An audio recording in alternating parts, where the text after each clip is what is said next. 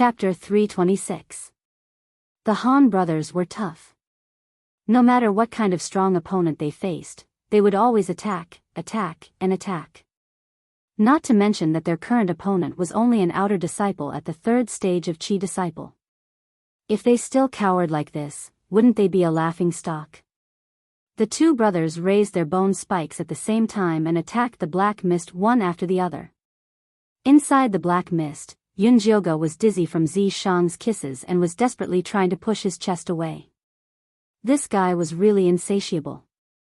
She just wanted to kiss him once, and he actually stuck his tongue in. Now, he was still hugging her tightly and wouldn't let go. Now that the Han brothers were here, what did he want? Zi Shang was addicted to kissing her and couldn't bear to let her go. His left hand tightened and his right hand waved casually. The black mist from the bone spikes expanded and instantly engulfed the Han brothers. Then, Yunjioge's 4 bone spikes, Bone Breaker, Hallucination, Venom, and Bloodthirst, shot out terrifying rays of light and sent the Han brothers flying. The Han brothers fell face down and dug 2 deep ditches in the ground. Finally, they crashed into the rock wall and fainted. Silence. Deathly silence. Iceheart Lotus and Fatty's cheers were stuck in their throats. The Lu sisters' eyes widened and they looked like they were about to explode. Wolf Fang stared at the 4 bone spikes hovering above the black mist. Although they were beyond recognition, he could still recognize them as the Gale wolf bone he sold to the mysterious masked man. So this junior brother Yunjio was the expert who helped him remove the poison? Wolf's deep eyes stared at the black fog that was constantly rolling. Although he couldn't see anything, he could imagine the devilishly beautiful junior brother Yunjio standing there in high spirits. High spirits? This was a huge misunderstanding. Yunjioge was kissed so hard that she wanted to bang her head against the wall. She could tolerate having sex with Zi Shang in the wild, in a cave, or even with a horse, but she couldn't tolerate having sex in front of thousands of people. Although the black mist was blocking it, it was still very embarrassing. Fortunately, Zi Shang knew Yunjioge's bottom line.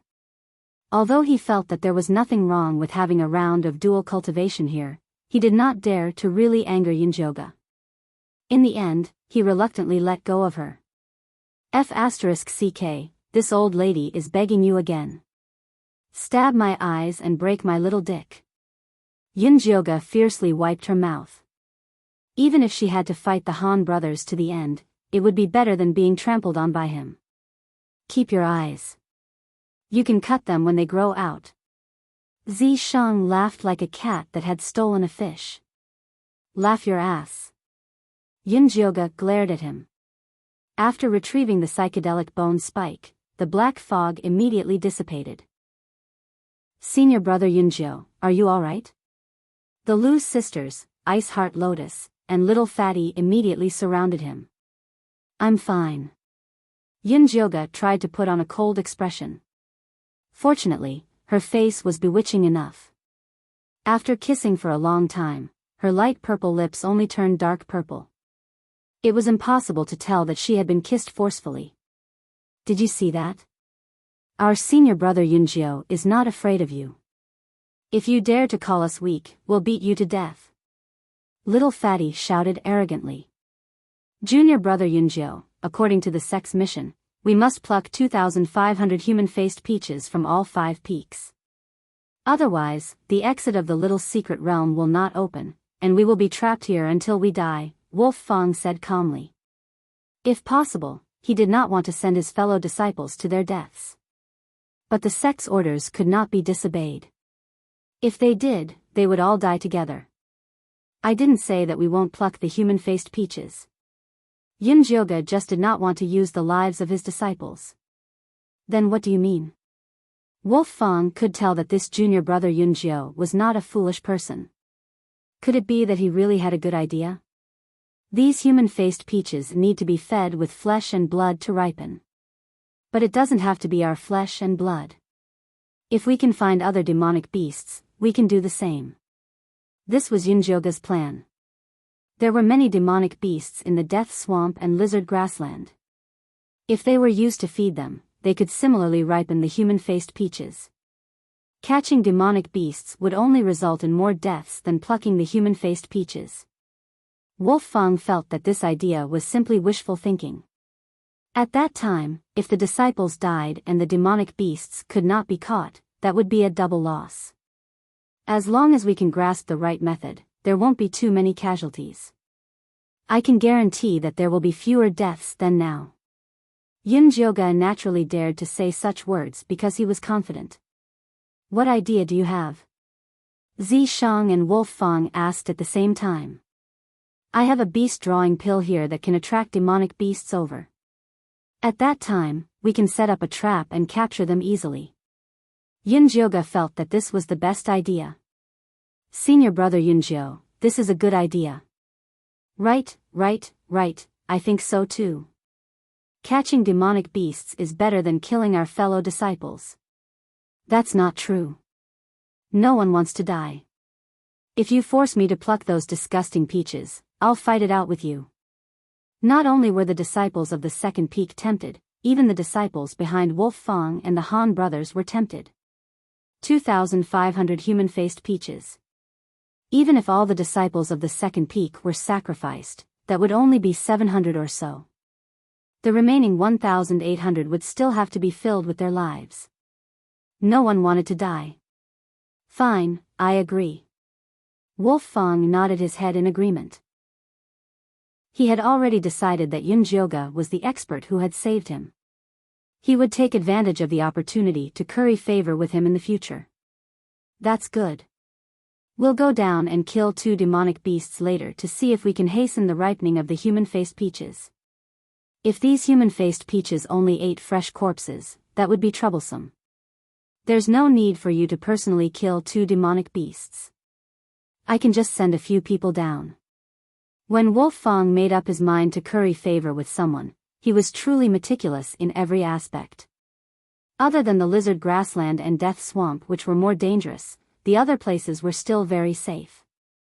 Killing 2 demonic beasts was not a difficult task. Wolf Fang sent 10 high-level disciples down to kill the demonic beasts and woke the Han brothers up. Kill. The moment Han Xiaodong regained consciousness, the bone spear in his hand shot out. Han Xiaoxi did the same. Even if the 2 brothers were to die, they would drag someone down with them. Wolf Fang nimbly dodged their attacks and sent a kick over. Wake up, everything's fine now. Everything's fine now? Han Xiaoxi opened his eyes and saw that Yunjioga was still standing not far away. He immediately jumped up in alarm. Junior apprentice brother Yunjio has a beast drawing pill. He said that it would be more convenient to catch demonic beasts to feed the human-faced peaches. Wolf Fang briefly explained the situation. So that's how it is. What a great idea. Han Xiaoxi's expression immediately changed as he praised Yunjio vigorously. After being sent flying by Yunjioga, they had already listed him as someone they could not afford to provoke. They immediately lowered their pride and tried to curry favor with him. Moreover, they also felt that this method was the best. This time, more than half of the disciples from the various peaks had died in the secret realm. It would not be easy to gather 2,500 human-faced peaches. After all, no one wanted to die. At that time, there would be a chaotic battle. If they could really use demonic beasts to feed the human-faced peaches, it would save them a lot of trouble. Just as everyone was talking, the disciples who had gone out to look for demonic beasts returned with 2 armored crocodiles. Bai Lan, Su Junqing, and the rest also came with them. Chapter 327. Junior brother Yunjio is truly capable to think of such a good idea. Bai Lan was beginning to admire this junior brother Yunjio more and more. Not only was he extraordinarily handsome, he was also extraordinarily intelligent and had a high cultivation base. He was definitely the number 1 choice for a Dao companion. Bai Lan, who had only ever played with Yunjio for 1 night, was actually tempted to become Dao companions with him. Su Junqing could vaguely sense Bai Lan's thoughts. His jealousy intensified, and his desire to kill intensified. Yi Yunji seemed to have sensed his thoughts, and a sharp glint flashed across her empty eyes. "Cut the crap, hurry up and give it a try." The Han brothers hurriedly called for the disciples to bring the carcasses of the armored crocodiles over, and then placed them before Yunjiu fawningly. "Junior brother Yunjiu, I'll have to trouble you." Yunjiu did not decline. She drew a line on the carcasses of the 2 armored crocodiles before throwing them into the peach forest. Then, she directed the bone spears to cut off the peaches from the 2 children's heads and let them land on the carcass. The eyes of the 2 children immediately turned bloodshot, and they pounced towards the smell of blood, sucking the carcass dry in an instant. Finally, they closed their eyes and matured peacefully. With a wave of his hand, Yunjiu summoned the 2 human-faced peaches back. After a careful look, he passed them down to Wolf Fang and the Han brothers for inspection. "It works." Wolf Fang confirmed that the carcasses could also mature the human-faced peaches. The Han brothers nodded in agreement. "That's great." The Lu sisters held each other's hands excitedly. Being able to avoid a chaotic battle was also a great benefit to them. The lower-level disciples let out enthusiastic cheers, as if they could already see the light of victory. "Junior brother Yunjiu, then you should start sending out the beast-attracting incense now." Wolf Fang's intention was for the various peaks to act separately. The sooner they plucked the human-faced peaches, the sooner they could leave this godforsaken place and report to the sect about the changes in the little secret realm. The Han brothers also expressed their agreement. There was no need for an alliance at this point, so it was best for them to go their separate ways. "Junior brother Yunjiu, the remaining disciples of each peak are different now. It's too unfair for each team to hand over 500 demonic beasts." Bai Lan had the fewest disciples left. She felt that it was not worth it to kill the same number of demonic beasts as the others. "Junior brother Yunjiu, these are all low-level disciples. Why don't you say it's fair?" Han Xiaoxi couldn't stand Bai Lan's haggling. "That's right. That's why I think it's better to split the disciples from each team equally. That's the fairest way." Bai Lan wanted to use some low-level disciples from Peak 2 as cannon fodder. The disciples of Peak number 2 became nervous again. They were afraid that Yunjiu would agree. After all, this suggestion sounded quite fair. "There's no need to split them. We'll split them according to the number of people. Everyone will get 1 Yao beast. If someone hunts a lot of them, they can sell them to others." Yunjiu didn't think that giving out his disciples would lessen the pressure. He might as well keep them all. "That's fine too." Bai Lan immediately agreed. If they handed it over according to the number of people, the ones with higher cultivation would definitely have an advantage. Wolf Fang and the Han brothers did not say anything. This suggestion was more beneficial to them. At the very most, they could kill a few more beasts and give them to junior brother Yunjiu as compensation. That way, they could do him a favor. The beast-attracting incense I refined is very powerful. Every time I release 1 incense, it can attract over 100 demonic beasts. The beast-drawing incense that Yunjiu refined did not look very eye-catching. It was black and only the size of a thumb. However, it was very useful. Once it was ignited, it would release a fragrance filled with the scent of a female. All the male beasts within a 2-mile radius would be attracted by the fragrance. "Junior brother Yunjiu, don't worry. We definitely won't waste these beast-drawing incenses." The Han brothers stared at the beast-drawing incense without blinking. "Junior brother Yunjiu's pills, what else do we have to doubt?" Bai Lan extended her hand towards Yunjiu with a smile. "This beast-drawing incense is made from the essence blood of a female fragrant beast. You know that this female fragrant beast is worth 1,000 spirits. That bit of essence blood is not easy to get." Yunjiu played with the beast-drawing incense in his hand and refused to hand it over. Actually, she had only used a bit of the essence blood of the female fragrant beast to refine these pills. The rest was supplemented with medicinal herbs, so the cost was not high. However, it was impossible for her to give it to these people for free. "Junior brother Yunjiu, how much do you intend to sell it for?" Wolf Fang asked directly. Junior brother, we are not rich.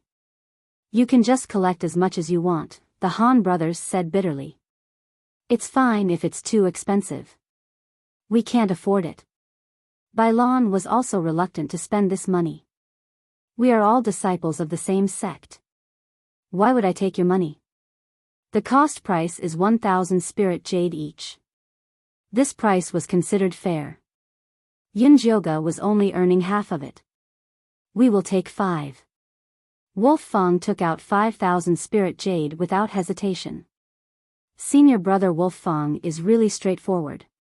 I admire you. Yunjioga was in a good mood as he handed over 5 beast drawing incense.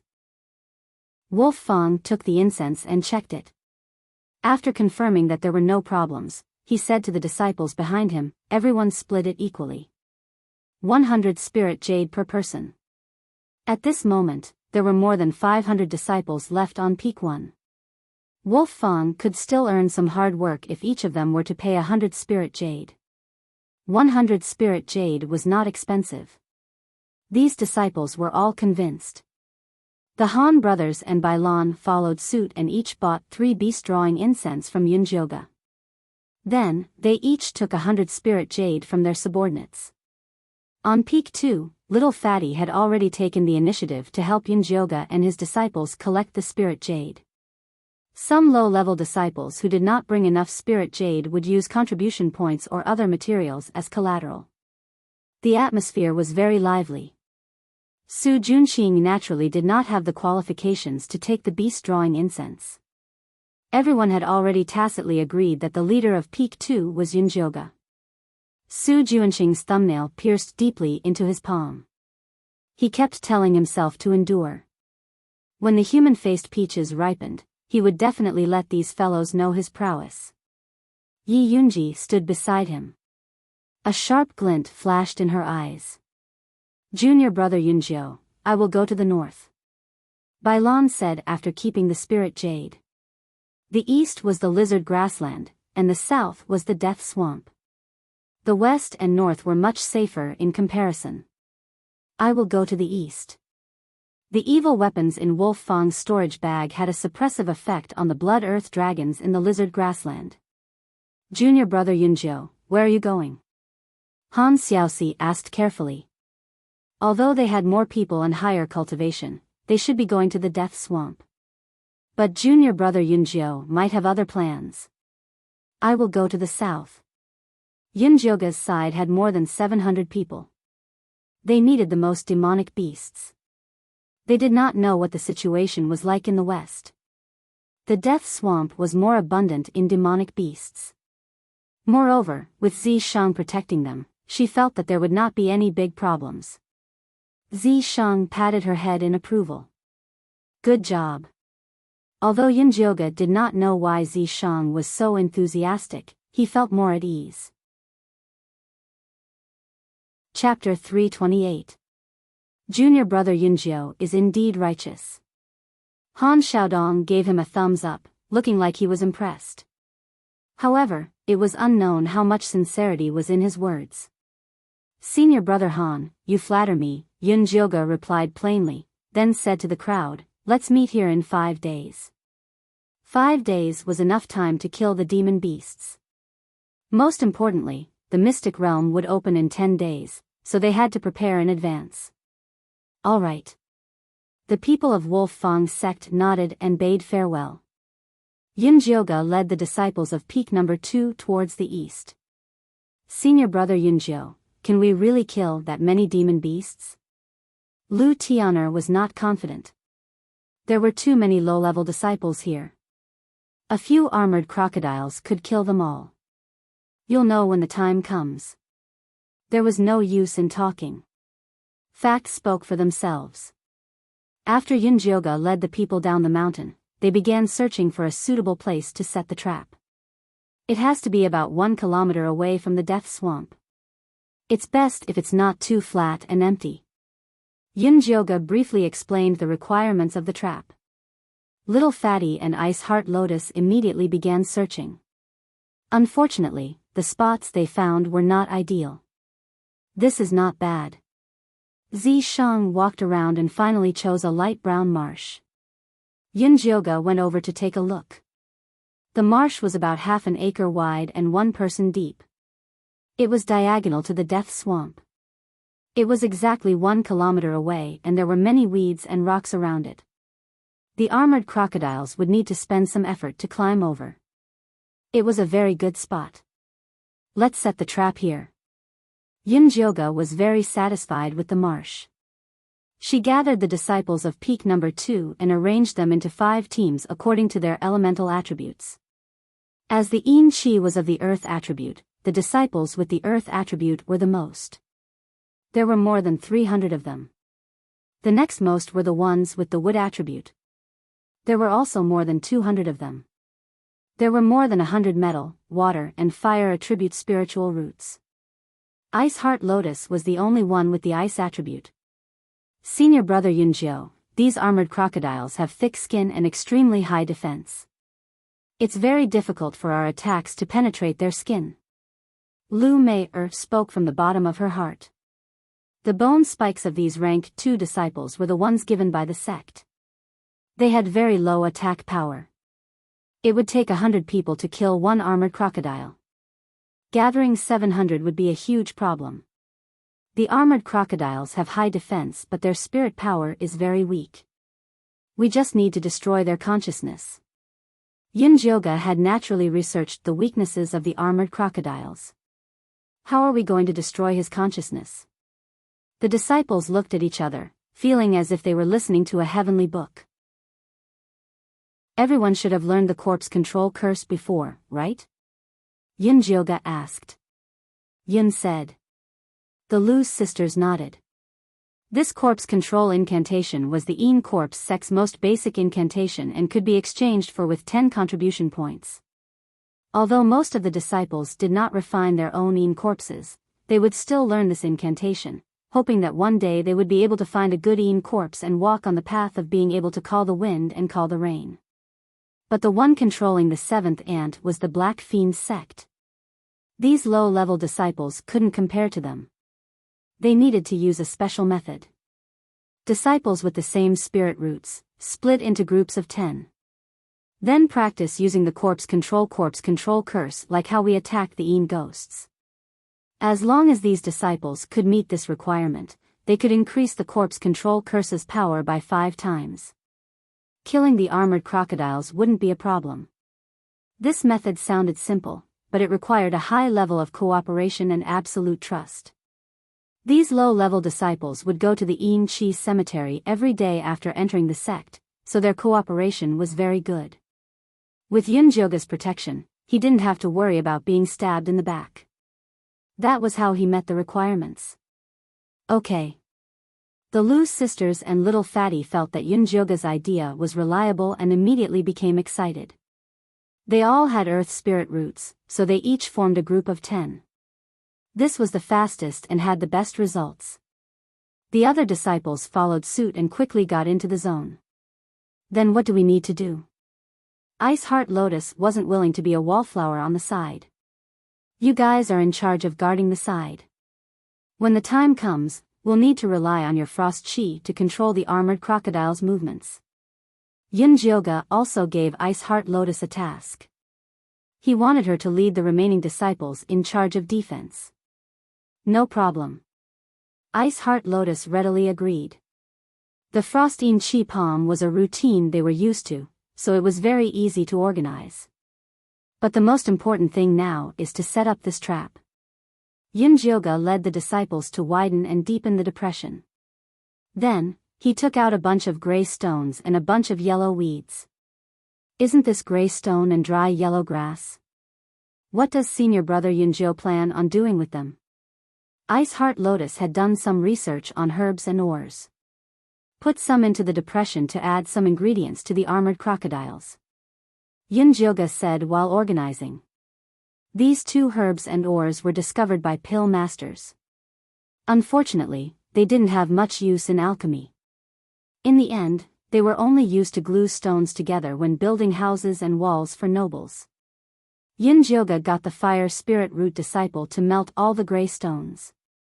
Then, He mixed it with the dry yellow grass and slowly poured it into the depression. The calm depression immediately started to bubble. The already sticky soil became even thicker and even more sticky. No matter how strong the armored crocodiles were, they wouldn't be able to climb out of the depression easily. All right, everyone hide. I'm going to release the beast-attracting incense.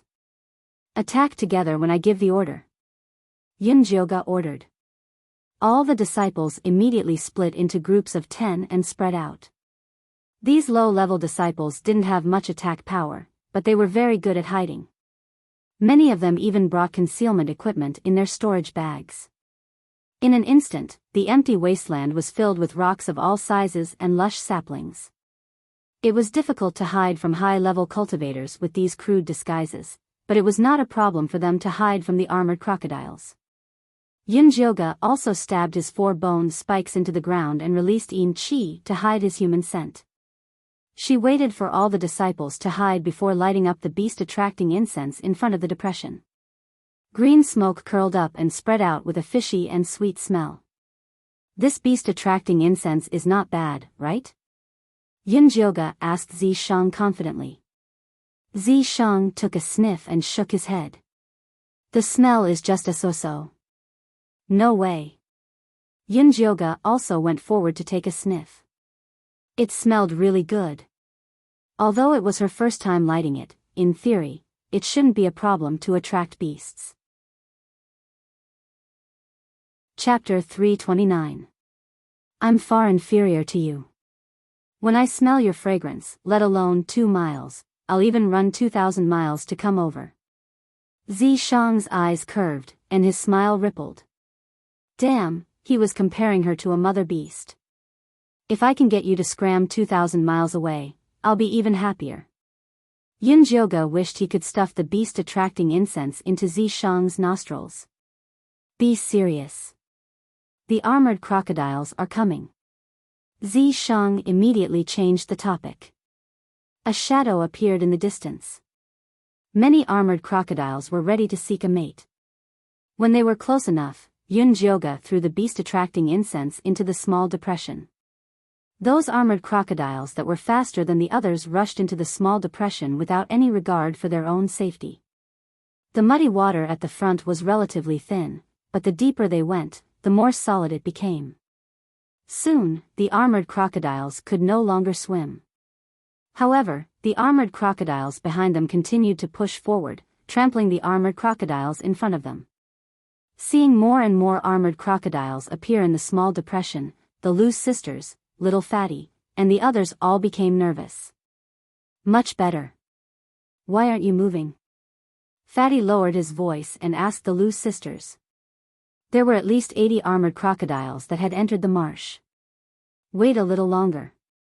Lu Tianer stared at Yunjioga's back. Yunjioga waited until 100 armored crocodiles entered the small depression before giving the order to attack. The Lu sisters and Little Fatty immediately led the disciples and chanted the corpse-controlling incantation towards the small depression. Although the corpse control curse could guide the disciples' thoughts to attack the armored crocodile, whether or not it would succeed depended on the contest of consciousness. With the current cultivation of a low-level disciple, it was impossible for him to control an armored crocodile on his own. However, they were in groups of 10, and they were fighting the armored crocodiles one after another, and the results were gradually showing. After being attacked by the corpse control curse, the armored crocodiles had a splitting headache. They desperately tried to escape, but unfortunately, they were firmly trapped in the mud. Lil Bing, stop the ones behind us. Yunjioga pointed at the 40 or so armored crocodiles crawling behind them. The depression in front had already been filled up by the armored crocodiles, so the armored crocodiles that came later could directly climb over the small depression. Ice Heart Lotus controlled the frostbone spikes to seal off the path of the armored crocodiles. The other disciples also hurriedly used their Frost-Een energy palms to assist. The movement of the 40 armored crocodiles immediately slowed down.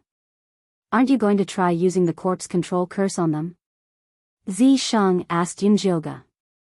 My corpse control spell doesn't work either. Even though Yunjioga had learned the spell, she had never used it on a dead body, so she was not confident. Killing the fish with brute force was more suitable for her. You're someone with a 1,000-year-old corpse. How can you not do it? Zishang placed his palm on Yunjioga's back and said, "Close your eyes and try it. You will discover a different world." All right. Yunjioga trusted Zishang. She closed her eyes and started chanting the corpse control incantation. Incantations came out of her mouth one after another. At first, she was a little jerky. But very quickly, a mysterious power came from Zishang's palm and entered her body. The scene before her turned white. The armored crocodiles were very conspicuous against the white background, like little black dots. The black light from the corpse control spell circled around them like big sharks looking for prey. Yunjioga subconsciously used the corpse control incantation to attack the little black dots. Pu. One by one, the black dots were destroyed by her. It felt like she had become a god, controlling the life and death of ants. She was even somewhat infatuated with this power. Her attacks became faster and faster. Soon, all the black dots were killed by her, but she was still not satisfied. However, Zishang had already retracted his power. Her divine sense had also returned to her body. Yunjioga slowly opened her eyes and saw the corpses of the armored crocodiles in front of her, as well as Ice Heart Lotus' shocked face. The disciples behind her were also looking at her as if she was a monster. Back at the Human Face Mountain, Yunjioga had killed the Han brothers in one move. Although it had shocked them, everyone had attributed it to her awesome bone spurs and powerful skills. But now, Yunjioga did not use any external power. She only closed her eyes and chanted the corpse control incantation a few times, and killed the 40 armored crocodiles outside the depression. This was simply a miracle. Yunjioga was also shocked by the scene she had created. Originally, she had only planned to use the bone spurs to attack and kill as many as she could. She really did not expect to cause such a scene. Do you see this? This is the true essence of the Een corpse sex cultivation method. If you can successfully understand it, it will become your ultimate weapon in the future. Zishang had put in a lot of effort. He had spent a lot of effort to lure Yunjioga into the Een corpse sect, but she resisted the cultivation method here. She only wanted to cure the poison and leave. It was such a waste. Therefore, he deliberately used this move to shock Yunjioga. He hoped that she could discover the true essence of the Een corpse sex cultivation method and focus on learning the Een ghost corpse control technique. I don't know what will happen in the future. I only know that if you do this, the Een corpse sect will definitely use me as a great weapon to get rid of. When Yunjioga thought of the bloody storm that would happen next, she really wanted to beat Zishang to death. We'll talk about it when the time comes. Ever since Zishang discovered the secret of the Human Face Mountain, he changed his plan. He did not want Yunjioga to keep a low profile anymore. He had enough of being invisible around Yunjioga. He wanted to leave the mountain and cause trouble. He wanted to announce to everyone in the Een corpse sect that Yunjioga was his. All right, whatever you say. Yunjioga did not care anymore. Even if the sky collapsed, Zishang would hold it up. Senior Yunjio, what do we do with these armored crocodiles? Ice Heart Lotus walked over carefully and looked at Yunjioga as if she was looking at a god. Just put them in a storage bag. Yunjioga pulled himself together and said. After this batch, there were still 5 more batches. Now was not the time to relax. Ice Heart Lotus led the disciples to store the 40 or so armored crocodiles. Many of the armored crocodiles in the small depression were also killed. However, there were still many left. With the Lu sisters and little fatty speed, there was still time to kill. Yunjioga led Ice Heart Lotus and the other disciples to attack the armored crocodiles. Injuries would also weaken their soul power. They worked until the sky turned dark. The disciples of the second peak finally killed the armored crocodiles in the depression. They were so tired that they sat on the ground. This mental work was much harder than physical work. Furthermore, they had walked through the grasslands, swamps, and human face mountain today. If they did not rest, they would not be able to continue working. Everyone, rest well tonight. We will continue working tomorrow. After Yunjioga gave the order to rest, he brought Ice Heart Lotus to deal with the armored crocodiles in the depression. Chapter 330. The good thing about the depression made by the gray stone and dried yellow grass was that it could be restored to its original state with a sprinkle of spirit powder. But for safety, Yunjioga still chanted the corpse control incantation around the depression, killing off the armored crocodiles that were not completely dead, before scooping up the corpses. After dealing with the crocodile corpses, Yunjioga had Ice Heart Lotus organize people to keep watch. The Loose Sisters and Little Fatty with Earth and with Spirit Roots were the main force of the work, so they had to rest well. The next morning, Yunjioga led the group to set traps and kill again. They spent 3 days and finally killed more than 700 demonic beasts. Other than the armored crocodiles, there were also many high-level wolf corpses. These high-level wolf beasts were also attracted by the beast attraction incense. The moment they appeared, they killed a few disciples, scaring the disciples who were focused on chanting incantations. These high-level wolf beasts were cunning, strong spirit power, and fast. Some of the mentally weak disciples wanted to escape. The situation immediately went out of control, and even the armored crocodiles took the chance to charge. Seeing that the disciples were about to be wiped out, Yunjioga could only summon the profound Yin White Bone Monkey, using Yin Qi to cover the low-level disciples. Then with Zi Shang's help, she used the corpse control incantation to kill the escaping armored crocodiles, and finally used Ice Heart Lotus to kill the high-level wolf beasts. She single-handedly turned the tide, exposing the profound Yin White Bone Monkey and her true cultivation. Once they got out, they would definitely attract the attention of the Yin Corpse sect elders. Yunjiu Shixiang, don't worry, we will definitely tell them about the profound Yin White Bone Monkey. Little Fatty quickly swore, and the other disciples also promised not to reveal her secret. Yunjioga didn't say anything, they were grateful, and of course wanted to help her keep the secret. But it was hard to say after they got out. It was very difficult to shut 700 mouths, but paper could not cover fire. The profound Yin White Bone Monkey would be exposed sooner or later, and she was already prepared. Let's go. Yunjioga took the spoils, and led the second peak disciples up the Human Face Mountain. When they came to the Human Face Peach Forest, they found that there was only Bailan, Su Junqing, and the third peak disciples. Their group had high cultivation, and with 2 leaders, their killing power was naturally shocking. But even so, they still lost a few experts. Seeing Yunjioga and the others arrive so quickly and with so many people, they were all very surprised. Junior brother Yunjiu, have you gathered enough monster corpses? Bailan could not help but ask. Yunjioga nodded and glanced at Yi Yunji, who was standing behind Su Junqing. Seeing that her face was still expressionless and her eyes were lifeless, as if she had not regained her consciousness, he finally felt a little relieved. How did junior brother Yunjioga do it? Bailan felt that Yunjioga was either lying or he really had a secret weapon. You still have the nerve to question someone else's unique secret technique?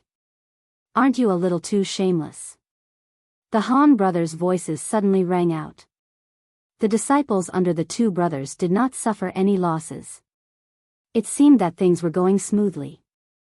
Bailan was annoyed at the sight of the 2 brothers. She snorted coldly and did not ask any more questions. Not long after, Wolf also brought people back. Although they were exhausted, they looked satisfied. It seemed that they had gained a lot. Since everyone is here, then let's properly calculate the gains from the monster corpses.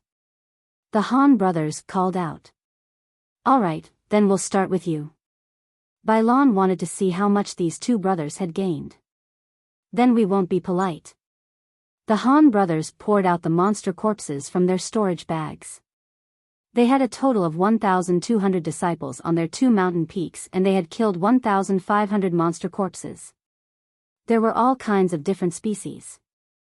Although they were mostly low-level monster corpses, this result was still not bad.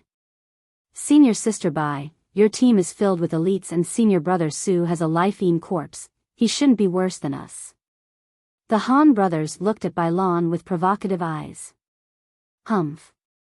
Bai Lan naturally would not be worse than the Han brothers. With 300 people, they had killed 500 monster corpses. Although they couldn't compare to the Han brothers, their quality was much better. Most of them were mid and high-level monster corpses. Next was Wolf Fang. They killed even more. 600 people killed 1,200. They were all blood earth dragons and their corpses were as tall as small mountains. Like this, even if junior brother Yunjiao is a bit lacking, it doesn't matter. Bai Lan said with a smile. It seems like everyone had a great harvest. Yunjiao opened his storage bag. It was exactly 720. Whether it was quantity or quality, Yunjiao's group was worse than the other peaks. But the second peak only had low-level disciples, so this result couldn't be any better. But although Wolf Fang and the Han brothers were surprised, they had made up their minds to be good friends with Yunjiao, so they didn't ask anything. Hurry up and ripen the human-faced peaches. Su Junqing couldn't help saying this. He couldn't wait any longer. Alright, then let's hurry up and finish this matter. The Han brothers were also in a hurry to leave this damn place. They arranged for the disciples to throw the monster corpses into the peach forest. They bumped into many human-faced peaches along the way, but they all fell to the ground and ripened after swallowing the monster corpses. The Han brothers and Bai Lan's eyes were filled with envy. They had thought that they wouldn't be able to complete the sex mission, but they never thought that there would be this many. If they brought these human-faced peaches back, they would definitely be rewarded by the sect. Yunjiao stood at the side, pretending to look at the peach forest, but she was actually sneaking glances at Su Junqing and Yi Yunji. She had originally planned to kill Su Junqing in the little dungeon, but Zi Shang had suddenly slipped away. She didn't dare to act rashly alone. Now that Zi Shang had finally returned, he was busy collecting the demonic beasts to ripen the human-faced peaches. Seeing that the human-faced peaches were about to ripen, it would be even more difficult to find a chance to deal with Su Junqing. Don't be anxious. Zi Shang saw Yunjiao's thoughts and placed a storage bag in her hand. What is this? Yunjiao asked curiously. A good thing that can open up the treasures. Follow me. Zi Shang said as he led Yunjiao out of the peach forest. At this time, the disciples were busy throwing the monster corpses. Wolf Fang, the Han brothers, Bai Lan, and Su Junqing stared at the ripe human-faced peaches on the ground while keeping their eyes on their opponents. They were all worried that someone would snatch the peaches before them, so no one cared about Yunjiao's whereabouts. The Lu sisters noticed that Yunjiao had left, but they didn't say anything. Instead, they covered for her. After Zi Shang brought Yunjiao out of the peach forest, they turned here and there before arriving at an empty cave. Why did you bring me here? Yunjiao looked at Zi Shang warily. That beast couldn't be thinking of dual cultivating here, right? Thinking about the tree hole in the Yin Chi cemetery, it was indeed very possible. What nonsense are you thinking? Zi Shang stretched out his hand, wanting to touch Yunjiao's face, but was slapped away by her. This place is not suitable for dual cultivation. You'd better give up on it. Chapter 331. Who said anything about dual cultivation? I brought you here to find treasures. Seeing Yunjiao's face of disbelief, Zi Shang called out the treasure-seeking scorpion. The scorpion wiggled its fat body out of the sack on Yunjiao's body. It asked Zi Shang naively, "What orders does the king have?" "Tell your master what treasures are here," Zi Shang said to the scorpion. "Yes." The scorpion landed on the ground and circled around the cave a few times. Finally, it said doubtfully, "How come I don't smell treasures? What else do you have to say?" Yunjiao looked at Zi Shang with disdain, thinking that he had exposed his plot. "Smell again." Zishang condensed a purple light on his finger and shot out a small hole in the ground. The scorpion crawled over and immediately waved its pincers excitedly. Treasures, it really is treasures. I was right. Zishang was very satisfied with the scorpion's performance. Then how do we go down? Yunjioga's eyes lit up. It couldn't wait to find a secret passage in the cave. Follow me. Zishang grabbed Yunjioga's hand and stomped his foot. With a rumbling sound, a large hole appeared in the ground. Yunjioga and Zishang fell in a straight line. The wind blew past her ears, blowing her hair into a straight line. The treasure-seeking scorpion quickly grabbed Yunjioga's sleeve and landed safely with her. Can you tell me in advance next time? Yunjioga's hair fell down, but her heart was still in her throat. Sure. If he still remembered. Master, treasures. The scorpion waved its pincers and excitedly ate. Yunjioga took out the bloodthirsty bone spike and looked forward through the hazy red light. Instantly, she was shocked. This was an extremely wide cave. At this moment, there was a huge peach tree growing in the middle of the cave. The grayish-brown tree had a man's face on it. His facial features were deep and extremely handsome. His eyes were closed, and he looked exactly like the man in the human-faced mountain. What the hell is this? Yunjioga asked with wide eyes. This is the human-faced Peach King. Zishang looked at the peach tree and couldn't help but lick his lips. This was a very nutritious thing.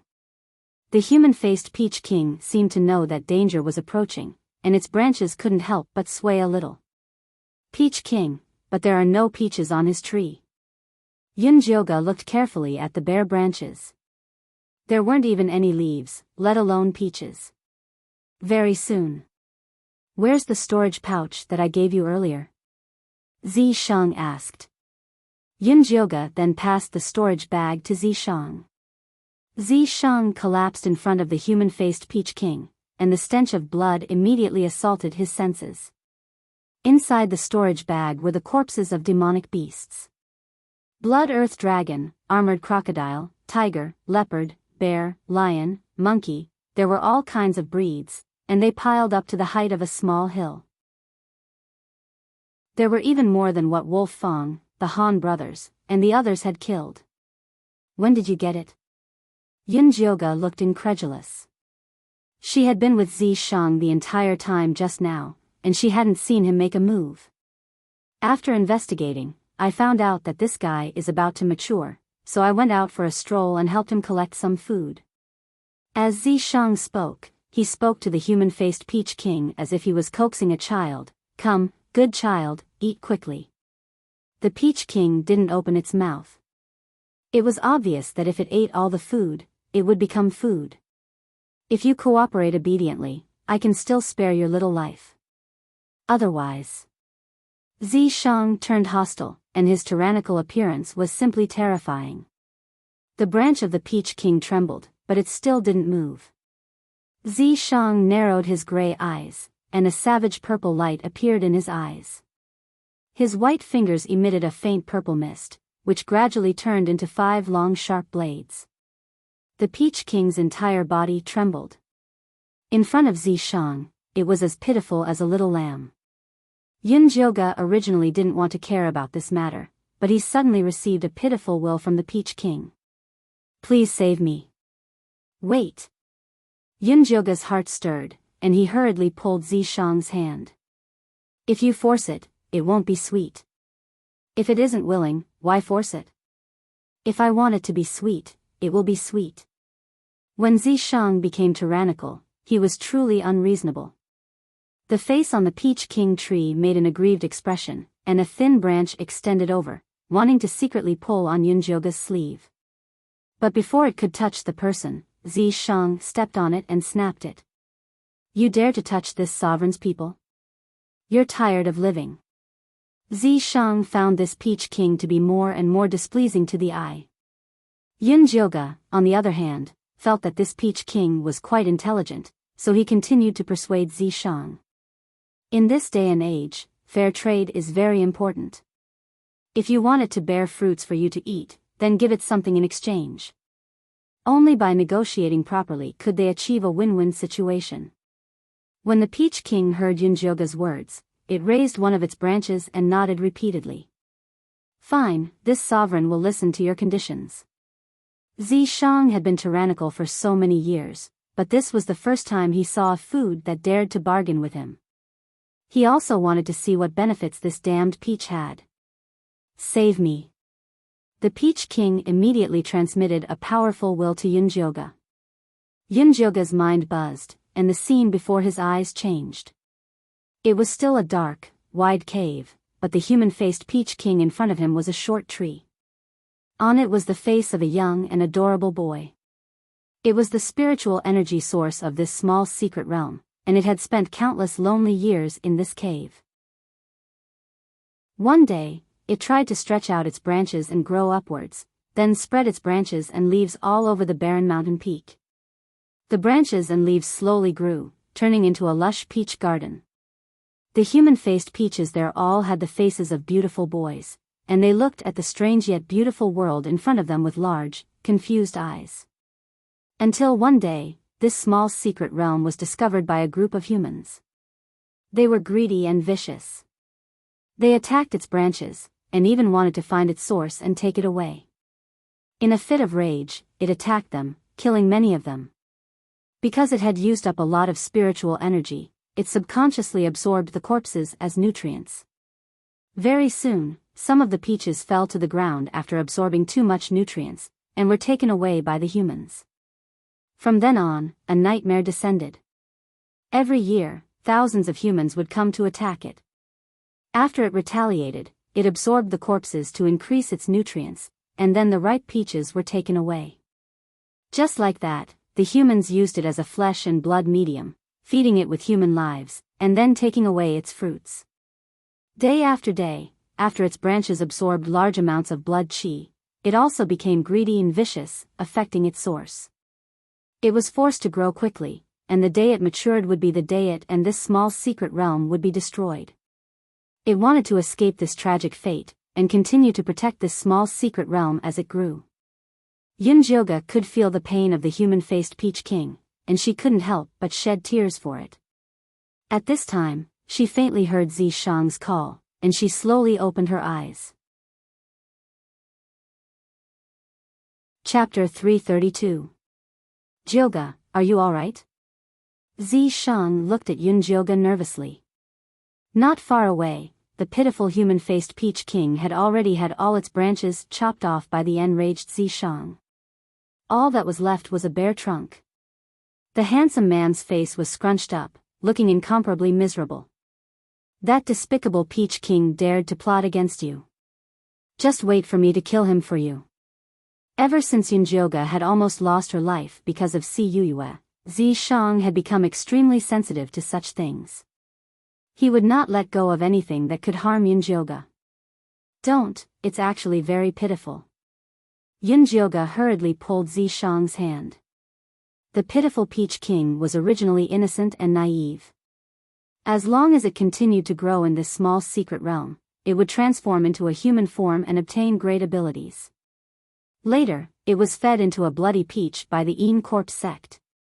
When it matured, it would become the king of slaughter and destroy the entire small secret realm. I don't care if it dies. Even if this small secret realm was destroyed, he could still bring Yunjioga away. There are so many Corpse sect disciples up there. If they all die and only I survive, how can I stay in the Corpse sect? Yunjioga knew that Zishang really wanted her to learn the Corpse bone-controlling technique. He would not want her to give up halfway. As expected, Zishang hesitated, then reluctantly said, "Fine, tell him that as long as he gives the Jasper Spirit Peach to me, I can help him separate the bloody evil energy." "What method do you have?" Yunjioga asked. "It won't be dangerous, right? You don't have to worry about that." This was a long story, and Zishang was too lazy to explain it. "Fine." Yunjioga gave up and turned to the human-faced Peach King. "Peach King, you heard it too. He is willing to help you separate the bloody evil energy in exchange for your peaches. Why did it sound a little strange to say such words to a handsome man's face? The human-faced Peach King twisted its brown vine and transmitted a clear consciousness. I don't trust him, I trust you. I can't help you separate the bloody evil energy. Yunjioga knew that the human-faced Peach King wanted her to be his guarantor, but she did not want to do such a troublesome thing with no benefits. This is for you. The human-faced Peach King's brown vine retracted back into the tree trunk and dug around. Finally, it pulled out a green crystal and handed it to Yunjioga. That crystal was only the size of a thumb. It was sparkling and translucent. Damn it, anyone who was shone upon by its light would feel comfortable. Yunjioga instinctively felt that eating this crystal would be beneficial to her, so she couldn't help but look at Zishang. This is a wood spirit. After eating it, you'll be able to communicate with all the plants in the world.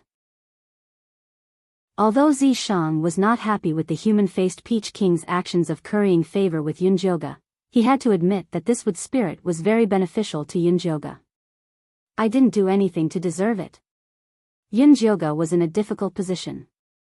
Zishang was the one who did all the work, so she was too embarrassed to accept it.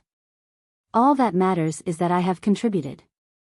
Zishang took the wood spirit and stuffed it into Yunjioga's mouth. Yunjioga felt the wood spirit melt in her mouth and a powerful aura filled with vitality wrapped around her body. Then, 2 small tender leaves that looked like bean sprouts appeared on her arm. The veins on these 2 leaves were clear, and they were filled with wood spirit energy. Yunjioga discovered that after these 2 tender leaves grew out, her lightning spirit root had gained a wood spirit root, becoming a wood lightning spirit root. The human-faced Peach King was very happy to see Yunjioga's leaves. Many brown branches grew out of the bare tree trunk and pierced through the demonic beast corpses on the ground. The mountainous demonic beast corpses disappeared rapidly. The Peach King's grayish-brown skin was also gradually dyed with a layer of blood. Its handsome and perfect face became clearer and clearer, exuding a dense demonic aura. Yunjioga thought of those savage human-faced peaches in the peach forest and immediately retreated 2 steps in alarm. It won't go berserk and kill people, right? How can it be called the Peach King if it doesn't kill people? You'd better stay away from it. Zishang shielded Yunjioga behind him. Jioga, even if I go berserk, I won't hurt you. A gentle male voice rang out in Yunjioga's mind. It was the human-faced Peach King's voice. Previously, it could only communicate with Yunjioga through its consciousness. But now, it could speak directly through the wood spirit. Although Yunjioga believed that the human-faced Peach King wouldn't hurt her, her heart still trembled when she saw its terrifying appearance. There's still some time before it matures. Didn't you want to take care of Su Junqing? Let's go find him. Zishang grabbed Yunjioga's hand and brought her back to the ground in a flash. At this time, the ground was already in chaos. The sinister-looking human-faced peaches suddenly landed on the ground and devoured the demonic beast corpses. Then, they ran to attack the Yin corpse sect disciples. Although Wolf Fang, Bailan, Su Junqing, the Han brothers, and the others tried their best to resist, there were still quite a few disciples who fell. On the other hand, the Lu sisters, Ice Heart Lotus, and Little Fatty had been practicing their defense all this time. They huddled together and used their frigid Yin Chi palms to help Ice Heart Lotus condense an ice wall, barely blocking the human-faced Peach's frenzied attacks. Everyone, come over here. Seeing this, Yunjioga immediately took out her 4 bone spikes. The bewildering mist bone spike spat out a cloud of black mist, but there were green lines flashing within. The human-faced peaches seemed to recognize her, and all avoided the black mist. Senior brother Yunjio is here. Everyone, come quickly. The Lu sisters called out. Ice Heart Lotus immediately led the disciples and retreated towards Yunjioga in an orderly manner. Seeing this, Bailan and the disciples of the 3rd peak also flocked towards Yunjioga. Yunjioga's black mist could not protect so many people. But even if he told Bailan, she would not listen. He had to think of a way. Wolf Fang, come over and help me erect the ice wall. Yunjioge still felt that Wolf Fang was the most pleasing to the eye, so he decided to help him. All right. Wolf Fang immediately led the disciples to unleash a frigid Qi Pong, erecting a thick ice wall on Yunjioge's left. Yunjioge then pushed a bit of his black mist over, helping them erect their defenses. The Han brothers also followed suit, and led the disciples to erect an ice wall on Yunjioge's right. If Bailan wanted to get close to Yunjioge, she would have to get past them first. She wisely gave up on fighting for a spot, and led the disciples to erect an ice wall as well. Yunjioge treated everyone equally, and also sent some black mist over to her side. The human-faced peaches were blocked by the black mist, unable to devour the people of the Een Corp sect. In the end, they actually started killing each other. When all the human-faced peaches had ripened, a thick blood-red vine suddenly burst out of the ground, shooting up into the sky. The ripe human-faced peaches seemed to have heard the summons of the gods, and immediately flew towards the red vine like moths to a flame. Peaches! Su Junqing panicked. He took out his triflower bone spike and caught a few human-faced peaches. Hurry up and catch those peaches! Bailan shouted. Without enough human-faced peaches, the little secret realm would not be able to open. It was useless even if they managed to avoid this. Chapter 333. Go! Wolf Fang and the rest immediately withdrew their defenses and flew towards the human-faced peaches. Wolf Fang and the rest fought desperately for the human-faced peaches, stuffing them into their own storage pouches. But the human-faced peaches seemed to have gone mad. Even if they were cut into pieces, they would still charge towards the blood-red vines. As the red vines devoured the human-faced peaches, they sent out countless branches to attack the corpse sect disciples. Many of them were injured in an instant. Apart from the disciples of the second peak who were still able to defend, the others were all split up and scattered. Su Junqing also chased the human-faced peaches to a secluded corner. Yunji, protect me.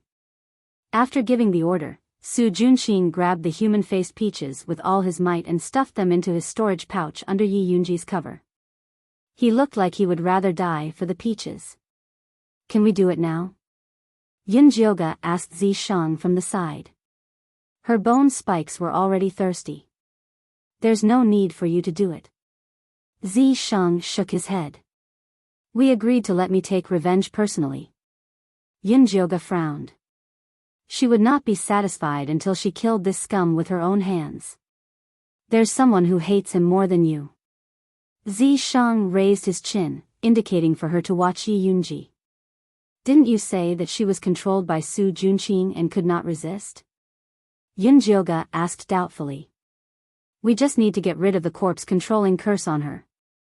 This was a good opportunity to let Yunjioge know how important it was to control the corpse-controlling curse. How? Yunjioge immediately got excited. Get Yi Yunji over first. Zi Shang stomped his foot, and a huge crack appeared in the ground under Su Junqing's feet. Yunji, save me. Su Junqing screamed and fell down in a straight line. Yi Yunji was just about to carry out Su Junqing's order when she was grabbed by a huge purple hand made of spiritual energy. With a whoosh, she was pulled in front of Yunjioge. Yunjioge had already taken out a small knife and was ready. The moment she saw Yi Yunji, she cut her right arm, revealing the treasure map. Yi Yunji stopped moving, and exhaled a mouthful of cold air. Then, her eyes began to rotate violently. Yi Yunji, this is me, Yi Yu's friend. Yunjioge waved his hand in front of her. Yi Yu, Yi Yu. Yi Yunji muttered twice, as if she had recovered some of her memories. But very quickly, her face turned ferocious, and her red lips spat out 3 fierce words. Kill, kill, kill. It's useless. Yunjioge was a bit disappointed. Yi Yunji was still driven by her obsession. How could she take revenge? You need to remove the corpse control curse from her. Zi Shang placed his palm on Yunjioge's back and said, open your eyes and take a look. Yunjioga forcefully closed his eyes. He waited until a stream of hot air flashed between his brows before he slowly opened his eyes.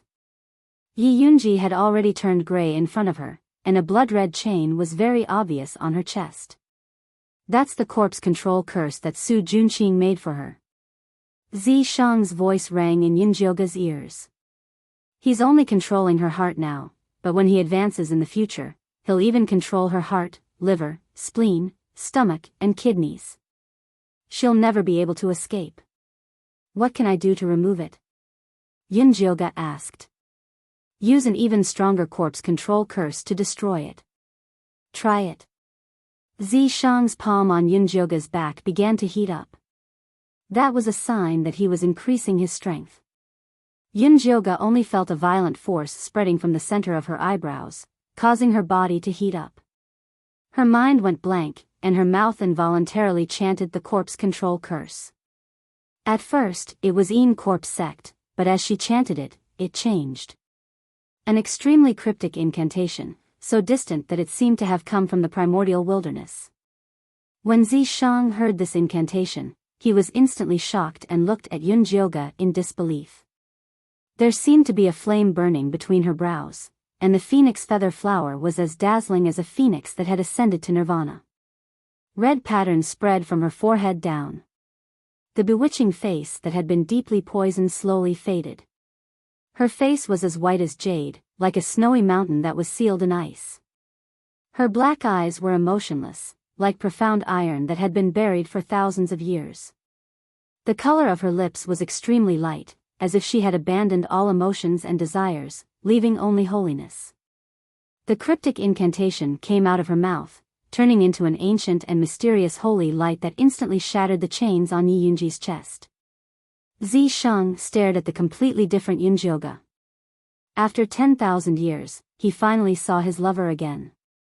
Zi Shang stretched out his trembling hands, wanting to touch Yunjioga's beautiful, holy, bewitching, and mysterious face. But before he could touch it, the red patterns retreated back into Yunjioga's forehead like a tide. In the next moment, Yunjioga opened her eyes. They were as black as ink, clear and nimble.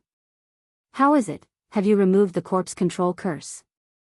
Yunjioga asked impatiently. She didn't notice that she had changed into a completely different person, and almost destroyed Zi Shang. Zi Shang looked at Yunjioga, who had returned to her original appearance, and felt an indescribable sorrow and sadness in his heart, so he withdrew his hand. What's wrong with you? Yunjioga was confused. Zi Shang's eyes were so sorrowful just now, and she felt so unfamiliar. It's nothing, her corpse control curse has been removed. Call her again. Zi Shang quickly adjusted his expression, and returned to his original appearance. Yunjioga didn't suspect anything, and immediately turned to Yi Yunji and shouted, Yi Yunji. Yi Yunji's tightly shut black eyes suddenly opened, and her pupils shone with the painful light of awakening. She recalled everything that had happened in her life, and there seemed to be thousands of words in her heart, love, hate, and hatred, but they were stuck in her chest, unable to be spoken. In the end, they only turned into extremely shrill cries. Ah!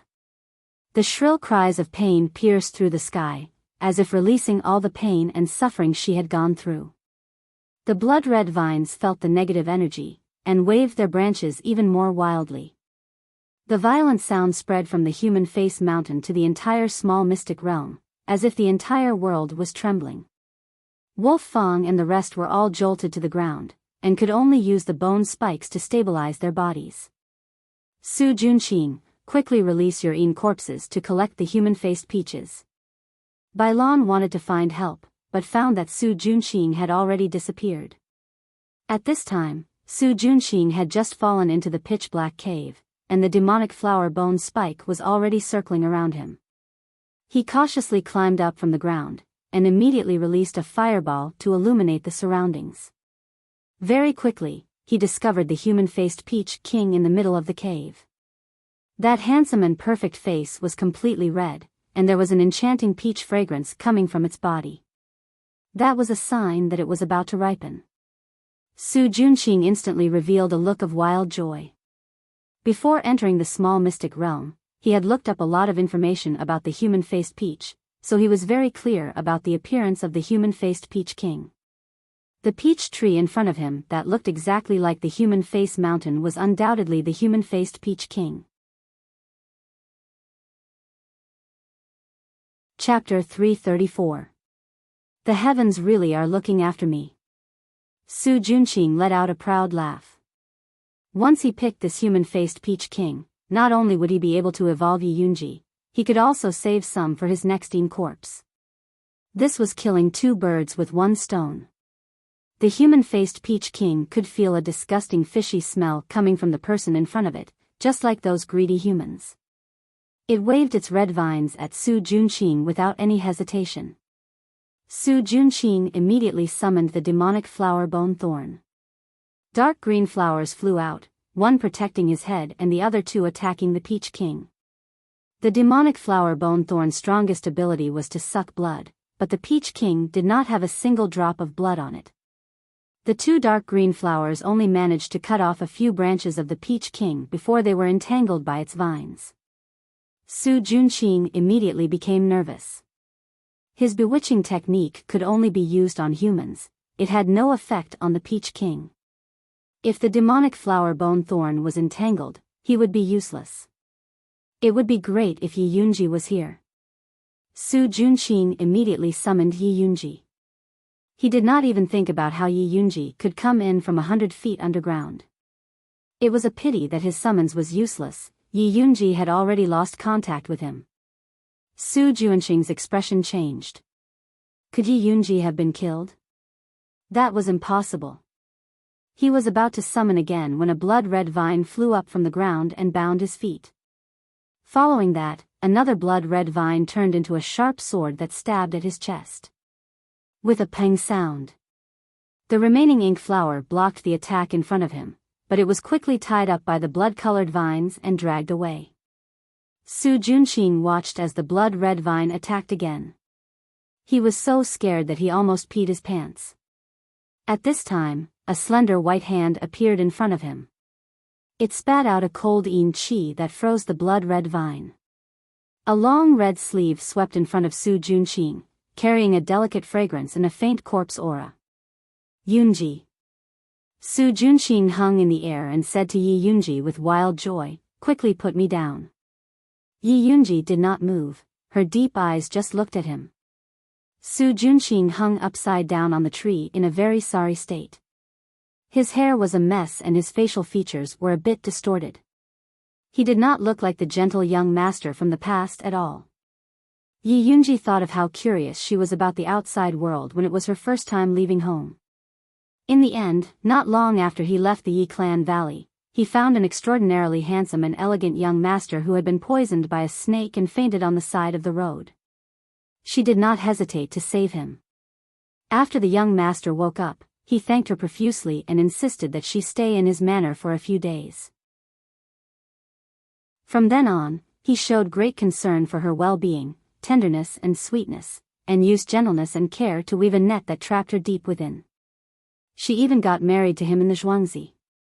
At that time, she had thought that she would be happy forever. In the end, the fire in the valley of the Yi family had woken her up from her dream and broken her heart. Her family was destroyed, her child was aborted, and her little brother was missing. She was sent to the bloodthirsty ancestor as a blood slave.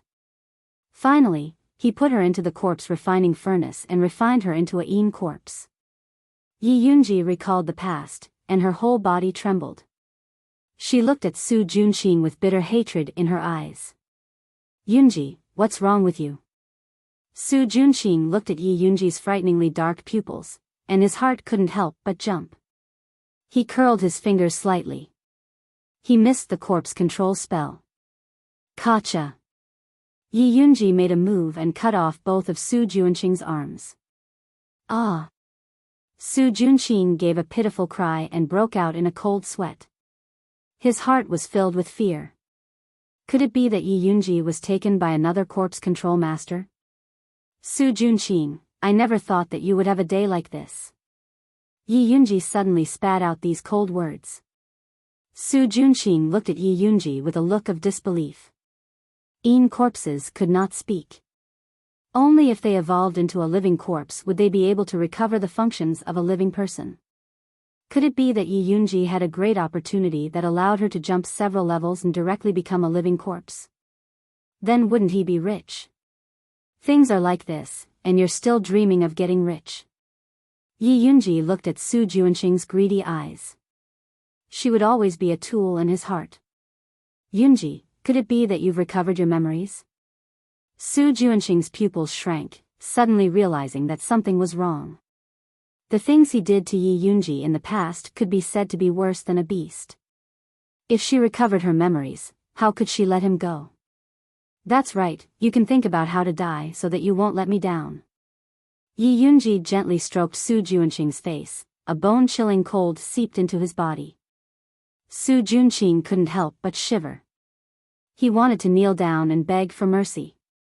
He wanted to weep and repent for his past mistakes. But right now he was hanging upside down in the air.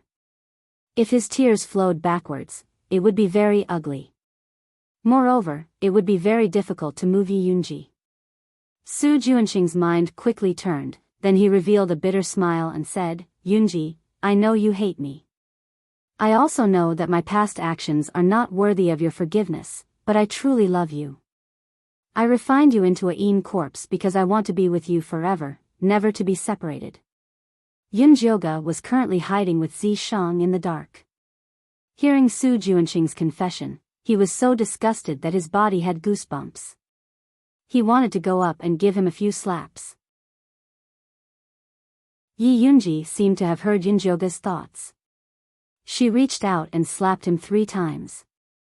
Her actions were extremely ruthless. Su Junqing's ears instantly buzzed. He spat out a mouthful of blood and 3 teeth. His cheeks were red and swollen.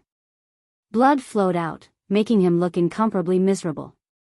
Yunji, if hitting me can help you vent your anger, then hit me. Su Junqing pretended to be affectionate. His words were very tragic. Beat him to death. Yunjioga waved his fist at the side. Yi Yunji was not polite. She punched Su Junqing's face. Su Junqing's face was covered in all kinds of colors. He opened his mouth and spat out several mouthfuls of blood. Tisk, beating him to death is letting him off lightly. Yunjioga's anger was not enough to vent. Su Junqing was such a cruel and unscrupulous man. He should be punished even more cruelly. Yunji. Su Junqing was beaten until tears and blood flew out of his nose. He was in so much pain that he couldn't even speak. But he knew that Yi Yunji had always been soft-hearted. The more he acted pitifully, the more likely he would be to ask for her forgiveness. So he forced himself to say, I know you want to kill me. I don't blame you because I deserve it. I just want you to eat me. Don't leave even my bones behind. That way, I can be with you forever. When Yi Yunji heard Su Junqing's words, her body trembled and she stopped. Yunjioga was worried that Yi Yunji would really fall for it. He was anxious and angry at the side. But Zishang held him down and did not let him go out. You filthy thing. Just looking at you makes me feel disgusted. You want me to eat you? Yi Yunji revealed a fierce smile. Then, she reached out and grabbed the top of Su Junqing's head. She dug out his spirit root. Chapter 335. Ah! Su Junqing screamed. Blood flowed from his head and his body trembled in pain. This was not enough.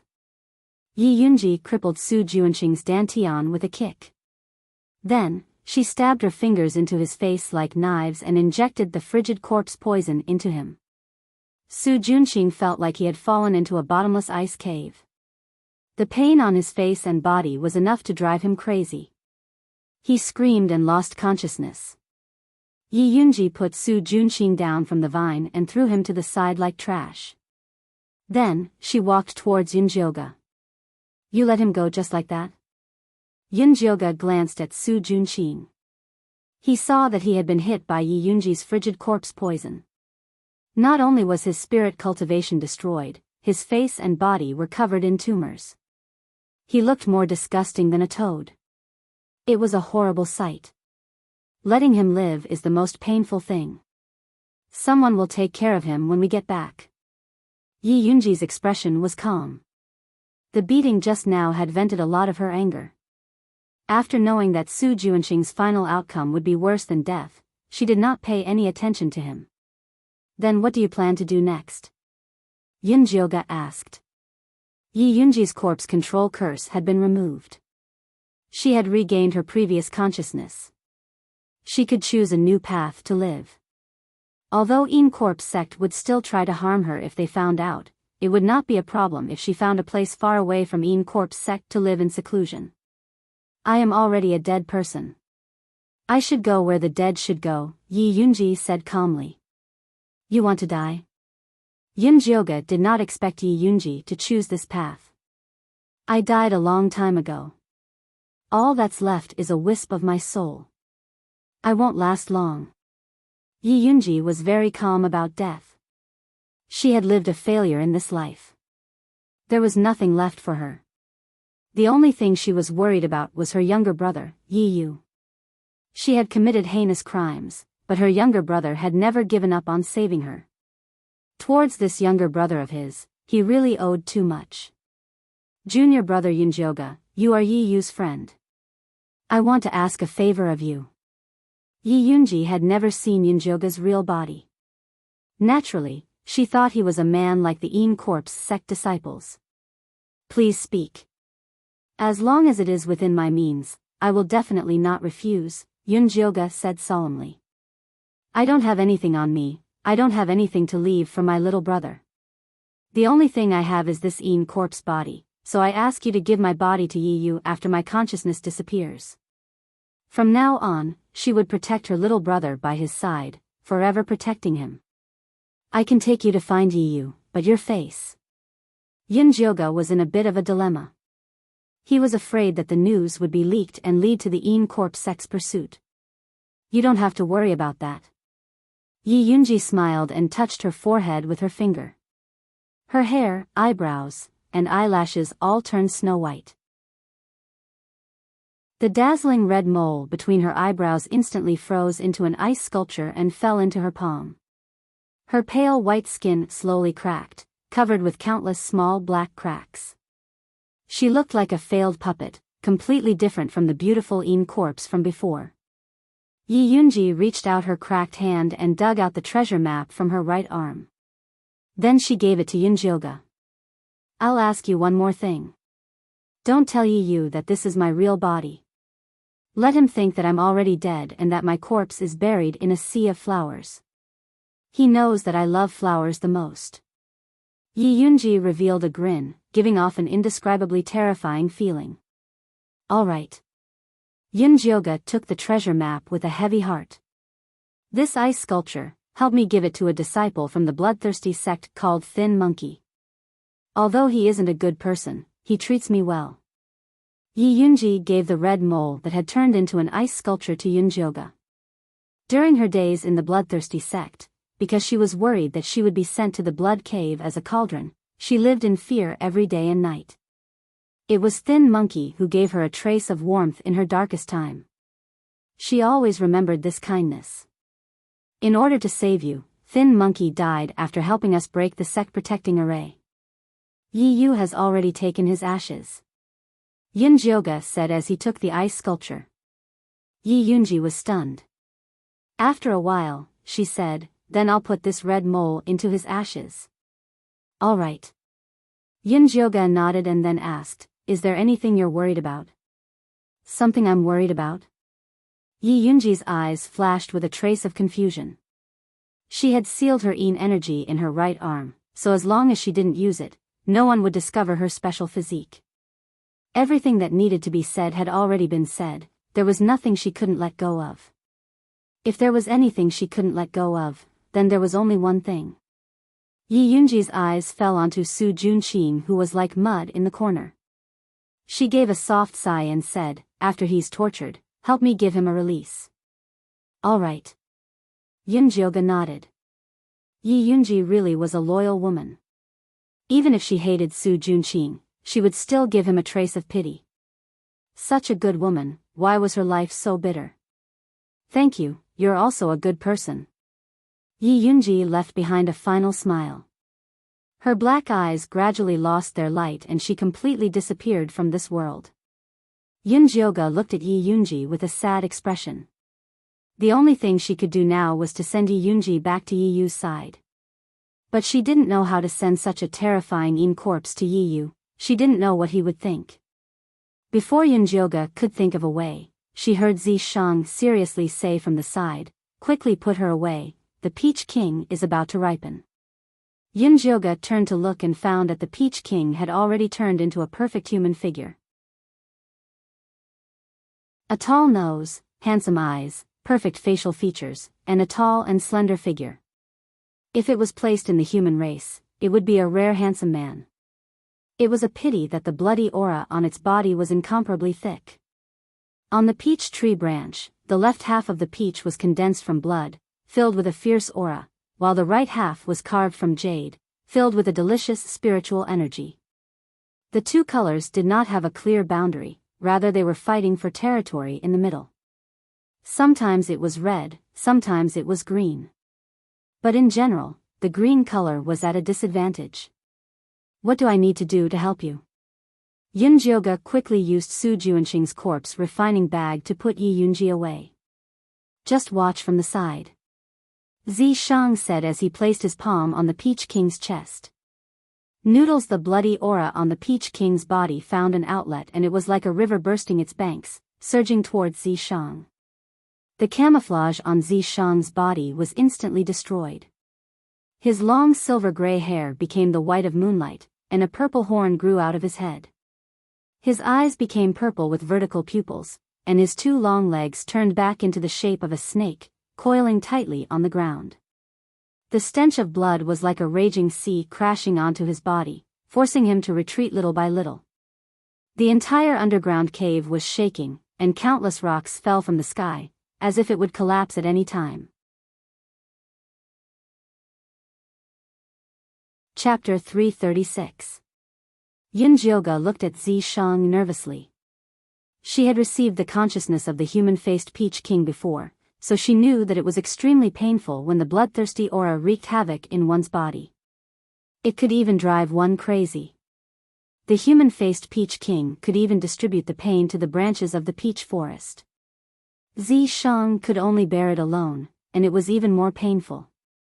Although the human-faced Peach King and the secret realm were pitiful, Zishang was much more important to Yunjioga than them. "I'm fine." Zishang could feel Yunjioga's worry, so he turned and smiled at her. A drop of blood rolled down his pure white face. His smile was even uglier than crying. "Is this peach really that important? Is it more important than your life?" Yunjioga looked at Zishang with heartache. His handsome and devilish face was covered in sweat. Even the scales on his tail had turned red.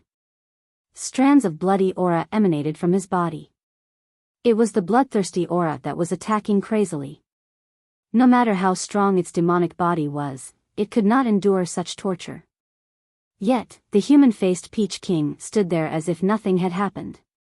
"What are you standing there for? If you don't think of a way to help him, we're all finished." Yunjioga shouted angrily at the human-faced Peach King. After hearing Yunjioga's words, the human-faced Peach King unwillingly spread its arms, spreading the bloodthirsty aura throughout the secret realm. Zishang's burden was relieved, and he immediately absorbed the aura. Very soon, the bloodthirsty aura on the human-faced Peach King's body disappeared completely. The peach on the red branch had turned completely green, giving off a fruity fragrance.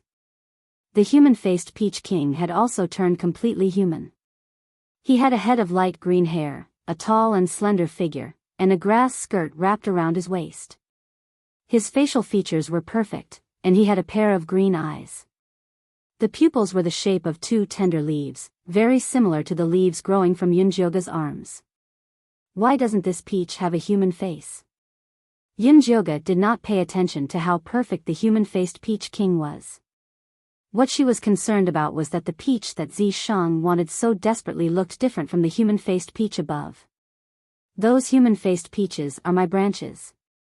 This is the real Jasper Spirit Peach that was cultivated from the secret realm's Ling Qi. The human-faced Peach King reached out and plucked the Jasper Spirit Peach, then handed it to Yunjioga. Yunjioga did not take it. Instead, he looked at Zishang. After all, this was a treasure that he had risked his life to obtain. Store it in a jade box. Zishang gestured to Yunjioga. Yunjioga immediately took out a jade box and put away the Jasper Spirit Peach. The human-faced Peach King reluctantly said to Yunjioga, "This little secret realm is about to close completely. You guys should leave quickly." Just now, he had used his bloodthirsty aura to destroy all the restrictions left behind by the evil people and erase the coordinates of this mystic realm. In the future, he would completely leave the sight of the human race. Then what about you? Yunjioga was a little worried that something would happen to the human-faced Peach King. After all, it had given her a wood spirit and a peach. I can't leave my main body yet. I'll be able to leave the small mystery realm after I've completely transformed. At that time, I'll look for you and repay you for saving my life. A gentle light flashed through the human-faced Peach King's green eyes. He really liked this girl called Yunjioga in front of him. Her scent was very fragrant, and it could calm his raging heart. Unfortunately, that Yao called Zishang was too scary. Otherwise, he would really want Yunjioga to stay behind to accompany him. Then I wish you all the best. Yunjioga still didn't know that the human-faced Peach King had designs on her. She even politely gave her blessings. The human-faced Peach King immediately revealed a joyful expression. He nodded heavily and said, "Okay. I'll definitely look for you. It's getting late, let's go." Zishang grabbed Yunjioga's shoulder with a possessive look and gave the human-faced Peach King a warning look. This damned peach dared to have designs on his wife. He would kill him sooner or later. Alright, let's go. Yunjioga didn't forget to bring the unconscious Su Junqing with her when she left. However, she wasn't willing to touch him directly, so she used a rope to tie him up and drag him to the ground. At this time, the human-faced mountain was already shaking, and the mountain rocks were collapsing. The entire small mystery realm was on the verge of destruction. The disciples of the Enrich sect were so scared that their faces were pale. Many of them were paralyzed on the ground, waiting for death in despair. Are we going to die here? Little Fatty had a sullen expression. He still had a great life that he hadn't enjoyed yet. The Lu sisters didn't say anything. They only held each other's hands tightly. They were already very satisfied to be able to live and die together. The only pity was that they couldn't get revenge on their uncle's family. Ice Heart Lotus was still waving the frostbone spike in her hand as she fought. Wolf Fang, Bailan, and the Han brothers were also desperately looking for a way to leave, but they were disappointed again and again. Just as everyone was in despair, a clear voice rang out like the sound of nature, "Everyone, come quickly. There's a passage here that can leave."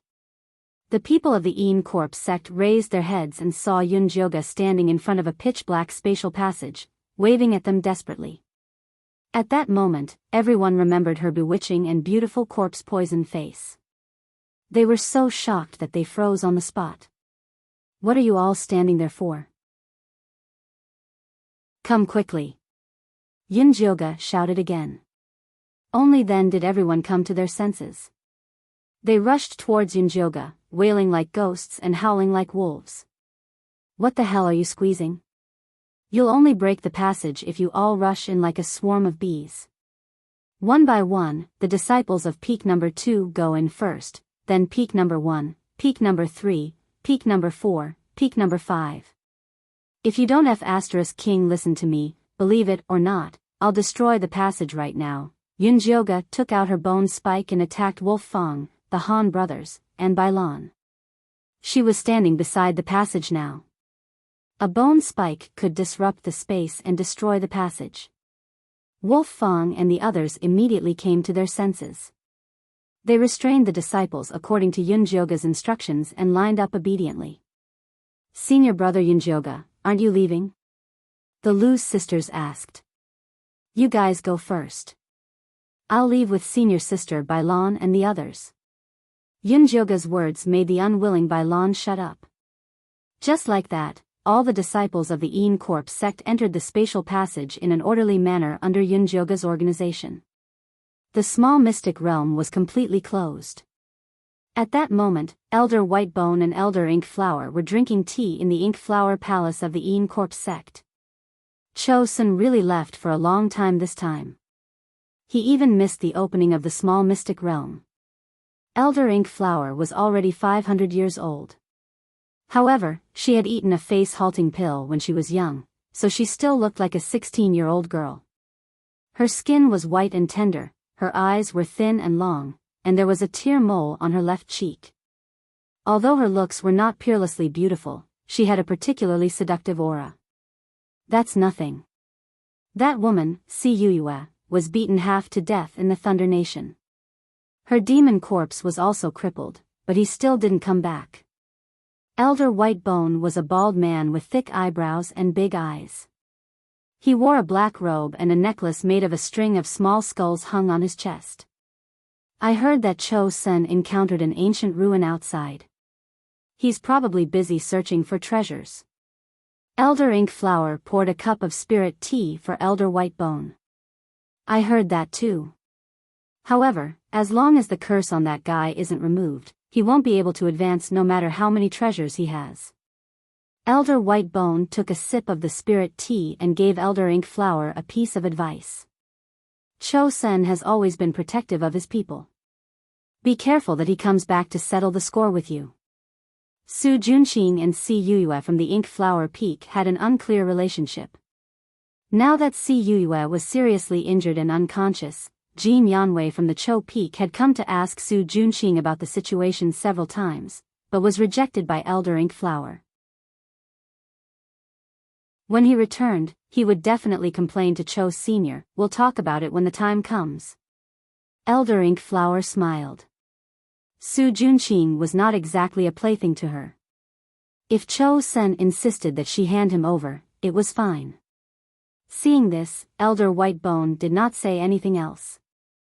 He picked up his teacup and took another sip of spirit tea. At that moment, a violent wave suddenly came from outside. The teacup in his hand fell to the ground and shattered into countless pieces. Chapter 337. Something happened to the little secret realm. Elder Whitebones' figure immediately disappeared from the spot. Elder Mo Hua also hurriedly followed. A violent ripple came from the entrance of the Great Barren Mountain, as if someone had forcefully torn open a crack in space. "It's not time yet, why would the little secret realm open?" Elder Whitebones' expression was extremely ugly. This little secret realm was extremely important to the En Corp sect, so the nascent soul-old ancestors of the sect worked together to set up a restriction that could only be opened with their special tokens. Not good, the restriction of the little secret realm is starting to disappear, and the coordinates have also disappeared. Elder Mo Hua calculated, and his expression immediately changed. The restriction had disappeared, and the coordinates had disappeared. Even if the nascent soul-old ancestors came, they would not be able to enter the little secret realm. Elder Whitebones' heart was also burning with anxiety, but the spatial distortion was so severe that he did not dare to barge in recklessly. At this time, the crack in the secret realm became larger and larger, and following that, a red aura spewed out, and countless En Corp sect disciples were spat out. Wolf Fang. Bailan. Elder Whitebones and Elder Mo Hua immediately saw the disciples of their respective sections. "Master." Wolf Fang and Bailan had just landed on the ground, and were still dizzy and nauseous. "What's going on?" Elder Mo Hua stepped forward and sent Bailan flying with a slap. After landing, Bailan knelt down reflexively, and said hurriedly, "Master, please don't be angry." This disciple also does not know what is going on. Elder White Bones was much more lenient towards his own disciples. He first checked Wolf Fang's situation, and seeing that he was not injured, he asked, "Where are the human-faced peaches?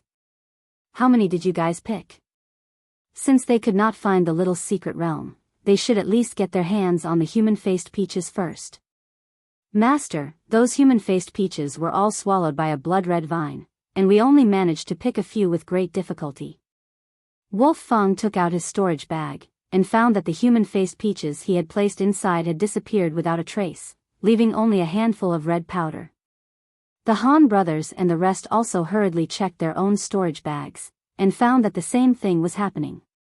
Elder White Bones frowned as he looked at the red powder, and sent out a wave of divine sense to scan it. Elder Mo Hua also followed immediately. The divine sense of 2 golden core ancestors was not something that ordinary disciples could withstand. Many low-level disciples fainted due to the splitting headache, and the rest were covered in cold sweat with painful expressions on their faces. Yunjioga lowered her head and mingled with the crowd. With Si Shang by her side, the pressure of a golden core ancestor was really nothing. "Bai Lan, tell me clearly. What exactly is going on?" Elder Mo Hua's eyes swept across the area, and when he realized that there was no scent of the peaches, a furious expression appeared on his face. "Master, after we entered the small mysterious realm, we found that the situation inside was very different from the information given by the sect. The demonic beasts became very ferocious and killed more than half of the disciples." Bai Lan quickly recounted everything that had happened, especially emphasizing that in order to complete the sect's mission, they had gone through all sorts of hardships to hunt demonic beasts, and even managed to ripen twice as many human-faced peaches as before. But in the end, they had all been swallowed up by a blood-colored vine. It's the human-faced peach king," a weak voice rang out. Elder Mo Hua could tell that it was Su Juanqing's voice and threw out a light lock to pull him out. But before he could reach her, he was once again flung out viciously. Su Juanqing landed on the ground with a thud. His body, which was already in intense pain, felt like it was falling apart. He struggled to get up from the ground, wanting to tell Elder Mo Hua about his encounter with the human-faced Peach King, as well as his experience of being betrayed by that bitch Yi Yunji. But when he raised his head, he saw a look of extreme disgust in Elder Mo Hua's eyes, as if she was looking at trash. "Junior brother Su, how did you become like this?" Bai Lan also couldn't help but take a few steps back. The people around Su Juanqing all retreated as if they were afraid of being infected by the plague. What happened to me?" Su Juanqing still didn't understand what had happened. Although Yi Yunji had destroyed his spirit root and cultivation, he believed that as long as Elder Mo Hua was willing to help him, it would not be difficult to transplant a new spirit root. "See for yourself." Bai Lan shot out a crystalline image out of goodwill and landed in front of Su Juanqing. Su Juanqing raised his head and saw that the crystalline image reflected a strange face covered in yellow-green pustules, which oozed with a foul stench. He looked down in disbelief and found that his hands and body were also covered in the same pustules. "Impossible, this isn't me, this definitely isn't me." Su Juanqing desperately shook his head, wanting to get away from the image, but he tripped over a rock and fell to the ground. The nearby disciples immediately scattered, each one of them revealing a disgusted expression. The Lu sisters even said in a small voice, "So disgusting." "That's right, I want to vomit when I see it." Su Juanqing was about to go crazy. He had always been confident in his looks and body. He had indeed used his good looks to obtain many benefits from women. Now that he had become like this, he definitely couldn't accept it. "Master, save me." Su Juanqing fearfully reached out his hand towards Elder Mo Hua for help. "Where's your life source in corpse?" Elder Mo Hua glanced over and found that Su Juanqing's corpse refining bag and storage bag had disappeared. "She betrayed me." Su Juanqing thought about how his current misery was caused by Yi Yunji, his eyes immediately filled with a bone-deep hatred. "She's being controlled by someone?" Elder Mo Hua was doubtful. The strongest people that entered the small secret realm were at the Foundation establishment realm. It was impossible for them to steal the corpses of cultivators of the same level. No, she's become a living corpse. Su Junqing shook his head. Living corpse? Elder Amo Hua was shocked. Tell me in detail. Elder White Bone's eyes flashed with an indescribable glow. A spirit Dao body that had become a living corpse, that was the most powerful corpse. This kind of treasure, even if they had to fall out with Amo Hua, they had to take it back. Su Junqing didn't even have time to speak before Elder Amo Hua's eyes flashed with a fierce glow and he reached out his hand. An ink-black qi condensed into a large hand that covered Su Junqing's head, instantly piercing through his entire body. Su Junqing's eyes were filled with blood, his eyeballs popped out, the veins on his face and neck popped out, those pustules popped out. Yunjilga's heart was shocked. At first he thought that Elder Amo Hua wanted to save Su Junqing, but after seeing the situation clearly, he knew that Elder Amo Hua had actually used the soul-searching technique on Su Junqing. This soul-searching technique was a kind of tyrannical evil cultivation technique. It was specially used to gather information. It said that people who were hit by this cultivation technique would feel like their brain was being repeatedly stirred by a knife. Not only was it very painful, they would also become a cripple after using it. Elder Amo Hua was truly ruthless, making a move without saying a word. Yunjioga finally understood what Yi Yunji meant when she said someone would take care of Su Junqing. Being tortured by the soul-searching technique, it was definitely 1,000 times more painful than being beaten to death. Chapter 338. Elder White Bones waited for Amo Hua to finish searching before asking, "How is it?" "See for yourself." Elder Amo Hua withdrew her hand gloomily. She had already found out the whole story from Su Junqing's soul. Although the human-faced Peach King and Yi Yunji were both good things, it was too painful for them to be left in the small secret realm. Such a painful thing naturally had to be shared with others. Elder White Bones also used the soul-searching technique on Su Junqing. When he saw the human-faced Peach King and Yi Yunji, he couldn't help but reveal an expression of wild joy. But when he saw the small secret realm collapse, he instantly fell from the clouds. He was so angry that he wanted to smash Su Junqing's soul with one palm. Keep his soul. When the sect leader and Chosun asked, let them search it themselves. This time, the small secret realm was sealed, and the Corp sect suffered heavy losses. The sect leader would definitely ask. She and White Bones were responsible for this matter and couldn't escape responsibility. Rather than wasting time explaining, it was better to let them search his soul themselves. Elder Amo Hua took out a soul-collecting bottle and kept Su Junqing's soul in it. His body was burnt to ashes by a fire. Su Junqing really can't live this time. Zishang sometimes admired the creativity of the human race. When it came to torturing people, they were indeed skilled. Yunjioga was deeply convinced. Although Yi Yunji begged her to free Su Junqing after he was tortured, this was just the beginning. They would talk about it after he was tortured for a while. But after Elder Cho Sen and the sect leader tormented him a few times, Su Junqing's soul probably wouldn't be left. All of you, open your storage bags. Elder Amo Hua was still unwilling to give up. Although the human-faced Peach King was left in the secret realm, someone might pick up the corpse refining bag and bring Yi Yunji out. After Wolf Fong, Bailan, and the rest saw Su Junqing's miserable state, not many dared to resist. All of them obediently opened their own storage pouches and held them in their hands. Yunjioga was the same. Anyway, the corpse refining bag and Su Junqing's storage bag, as well as her valuable possessions and pets, were all with Zishang. At this moment, her storage bag only had some pills, a few bone spikes, a corpse-controlling bell, and a few thousand spirit jades from selling the beast-attracting incense. The people present were all Qi condensation disciples, and none of them were good people. Only Wolf Fong and Bailan's storage bags were worth looking at. In particular, the set of evil weapons in Wolf Fong's hands was not bad. However, Elder White Bones would not go to the extent of laying his hands on his disciple for such a small thing. Elder White Bones and Elder Mo Hua scanned the area with their divine senses and had to admit that the corpse refinement bags were not in the hands of these disciples.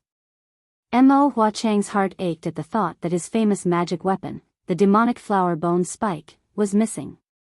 Fortunately, it wasn't like he didn't gain anything.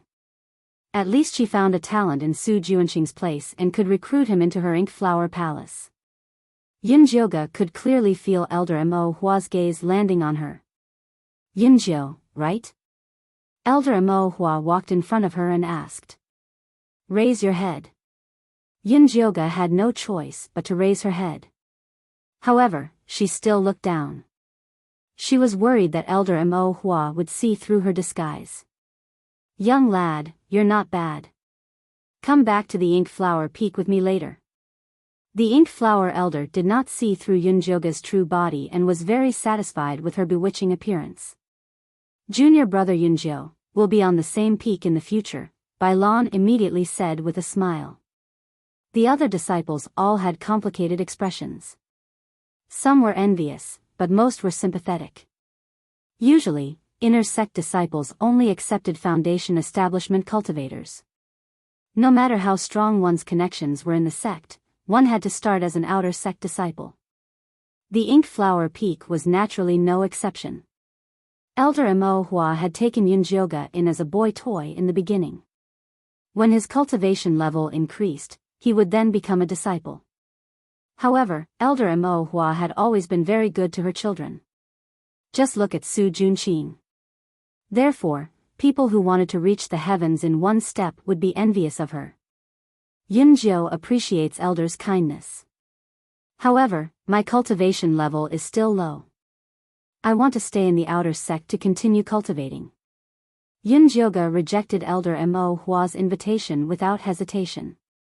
Even a real man would not want to be the boy toy of an old witch, much less a fake man. Have you thought it through? Elder Mo Hua's deep voice was filled with pressure. Although she did not completely release the aura of a gold core ancestor, it was enough to make the Qi training stage disciples tremble. The Lu sisters and Ice Heart Lotus were worried for Yunjioga. They were afraid that Elder Mo Hua would kill her in a fit of anger.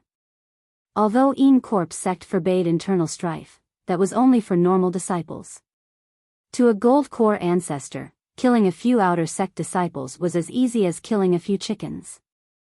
Not only would the sect not pursue the responsibility of the gold core ancestor, it would also blame the outer sect disciples for being blind and offending the gold core ancestor. I have already thought it through. Yunjioga was neither servile nor overbearing. He did not care about Elder Mo Hua's anger at all. Good, very good. Elder Mo Hua laughed. She had been in En Corp's sect for so many years. This was the first time she had seen such a courageous youth.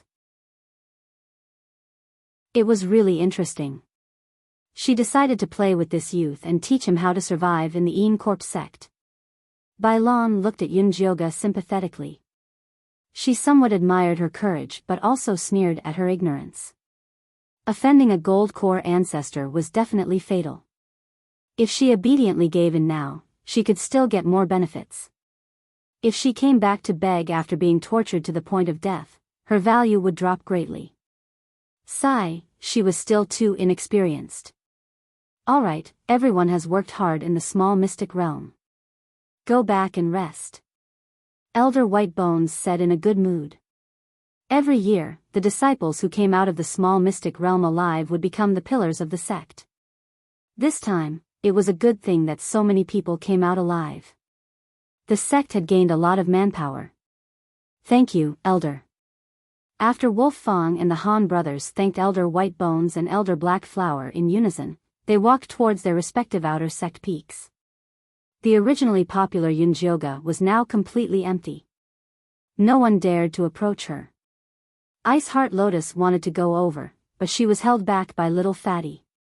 The Lu sisters acted as if they didn't know Yunjioga at all and hurriedly went back. If it was someone else being isolated like this, they would probably feel lonely, fearful, and angry. However, Yunjioga did not feel anything with Zishang by her side. She could understand why the Lu sisters and little Fatty were like this. After all, Elder Mo Hua was powerful. It was easy for him to take care of them. Avoiding her was the wisest move. At this moment, Zishang suddenly whispered in Yunjioga's ear, "When we go back, this sovereign will give you a peach. You're willing to share it with me?" Yunjioga was slightly surprised. Although Zishang would always think of her when there were benefits, this Jasper Spirit Peach was something that he had risked his life to obtain, so she felt ashamed to accept it. Chapter 339. If it was someone else, I would definitely not give it to them. However, for you, let alone a Jasper Spiritual Peach, even if you want to eat my heart, liver, and lungs, I would be willing, Zishang said with a grin. Yunjioga couldn't help but roll her eyes. Zishang was always like this. You could never guess whether he was telling the truth or lying. Sometimes, she could feel that Zishang liked her, but sometimes, she felt that Zishang was only with her for the sake of sex. So, she had very complicated feelings towards Zishang. Sometimes, she really didn't want to talk to him. The two of them quickly returned to their cottage. After Zishang quickly set up a formation, he took out the Jasper Spirit Peach and let Yunjioga eat it. "Are you giving it all to me?" Yunjioga asked hesitantly. "Of course." Zishang risked his life to get this peach for her. "This is too expensive." Yunjioga was a little hesitant. "It's okay. After you eat it, let's do dual cultivation immediately. It'll be good for me too," Zishang said. Yunjioga was a little embarrassed at first, but after hearing Zishang's words, she immediately disappeared. In the end, he just wanted her to pay with her body. It'll be a waste not to eat it. Yunjioga picked up the Jasper Spirit Peach and ate it in big mouthfuls. To be honest, the taste of this Jasper Spirit Peach was too delicious. As soon as it entered her mouth, it turned into a stream of extremely pure spiritual energy that gently washed over her body. She felt as if she was soaking in warm spring water on a cold day. Her whole body felt comfortable. Zishang looked at Yunjioga gently with a faint smile on his lips. It seemed that just watching Yunjioga eat was enough for him. After eating, let's do dual cultivation. Although Yunjioga was grateful to Zishang, she wasn't used to saying sweet words. After putting away the rest of the peach, she put on a businesslike expression and prepared to start cultivating with Zishang. "There's no rush. You've just eaten, take a rest first." Zishang, who was usually more anxious than anyone else, pulled Yunjioga's hand and lay down on the bed. Yunjioga also felt that it wasn't good to exercise immediately after eating, so she lay down with him and accidentally fell asleep. Zishang propped up his head with his elbow and carefully looked at Yunjioga. The demonic face that had been poisoned by the corpse poison was completely different from the pure and holy witch in his memory, but the smell on her body was so familiar. He planted a gentle kiss on Yunjioga's forehead and then slowly moved down, like a feather lightly brushing past. It was a grateful, intimate, and reassuring kiss. Yunjioga was in a daze, but he still responded to Zishang's kiss subconsciously. The two of them hugged and kissed intimately, and naturally, they had intercourse. After Yunjioga woke up, he felt very comfortable. The dual cultivation this time was especially gentle and harmonious, making her feel a sense of security. She did not know whether Zishang loved her or not, but it was true that he treated her well. Moreover, Zishang's attitude towards her had changed a little. He was a little more gentle and considerate towards her. Although Yunjioga didn't know what was going on, he was very satisfied. More importantly, the 9-layer bone shatterer poison in her dantian was finally removed by 1 layer, leaving only 5 layers. Zishang looked at Yunjioga with a gentle smile on his face. At this time, the defensive array formation set up in the house rippled. Zishang glanced outside and said, "That little fatty Jean Lin is looking for you," and he brought someone with him. As soon as he finished speaking, there was a knock on the door. Yunjioga got up and opened the door. She saw Little Fatty and a middle-aged man with mid-stage foundation establishment cultivation standing outside. The middle-aged man had a long and thin face. Although he looked handsome, there were faint wrinkles between his brows. He looked like a serious person. "Uncle, this is senior brother Yunjio. Thanks to him, I was able to come out of the small mystic realm alive." Little Fatty introduced them. "Senior brother Yunjio, this is my uncle, Jin Chuan." Disciple greets senior Jin Chuan. Yunjioga cupped his hands and bowed. Let's talk inside." Jin Chuan walked towards Yunjioga's house. He was obviously a powerful person. "Sorry, my uncle is a little impatient." Little Fatty smiled at Yunjioga sheepishly. "It's fine." No matter how unhappy Yunjioga was, she wouldn't give Little Fatty a hard time. Little Fatty saw that she looked calm and didn't seem to have a grudge. Then, he mustered up his courage and said, "Senior brother Yunjio, don't blame me and the Lu's sisters for ignoring you just now.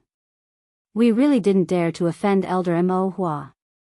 It's human nature to protect oneself." "I understand that." Yunjioga nodded. Little Fatty and the Lu sisters had low cultivation levels.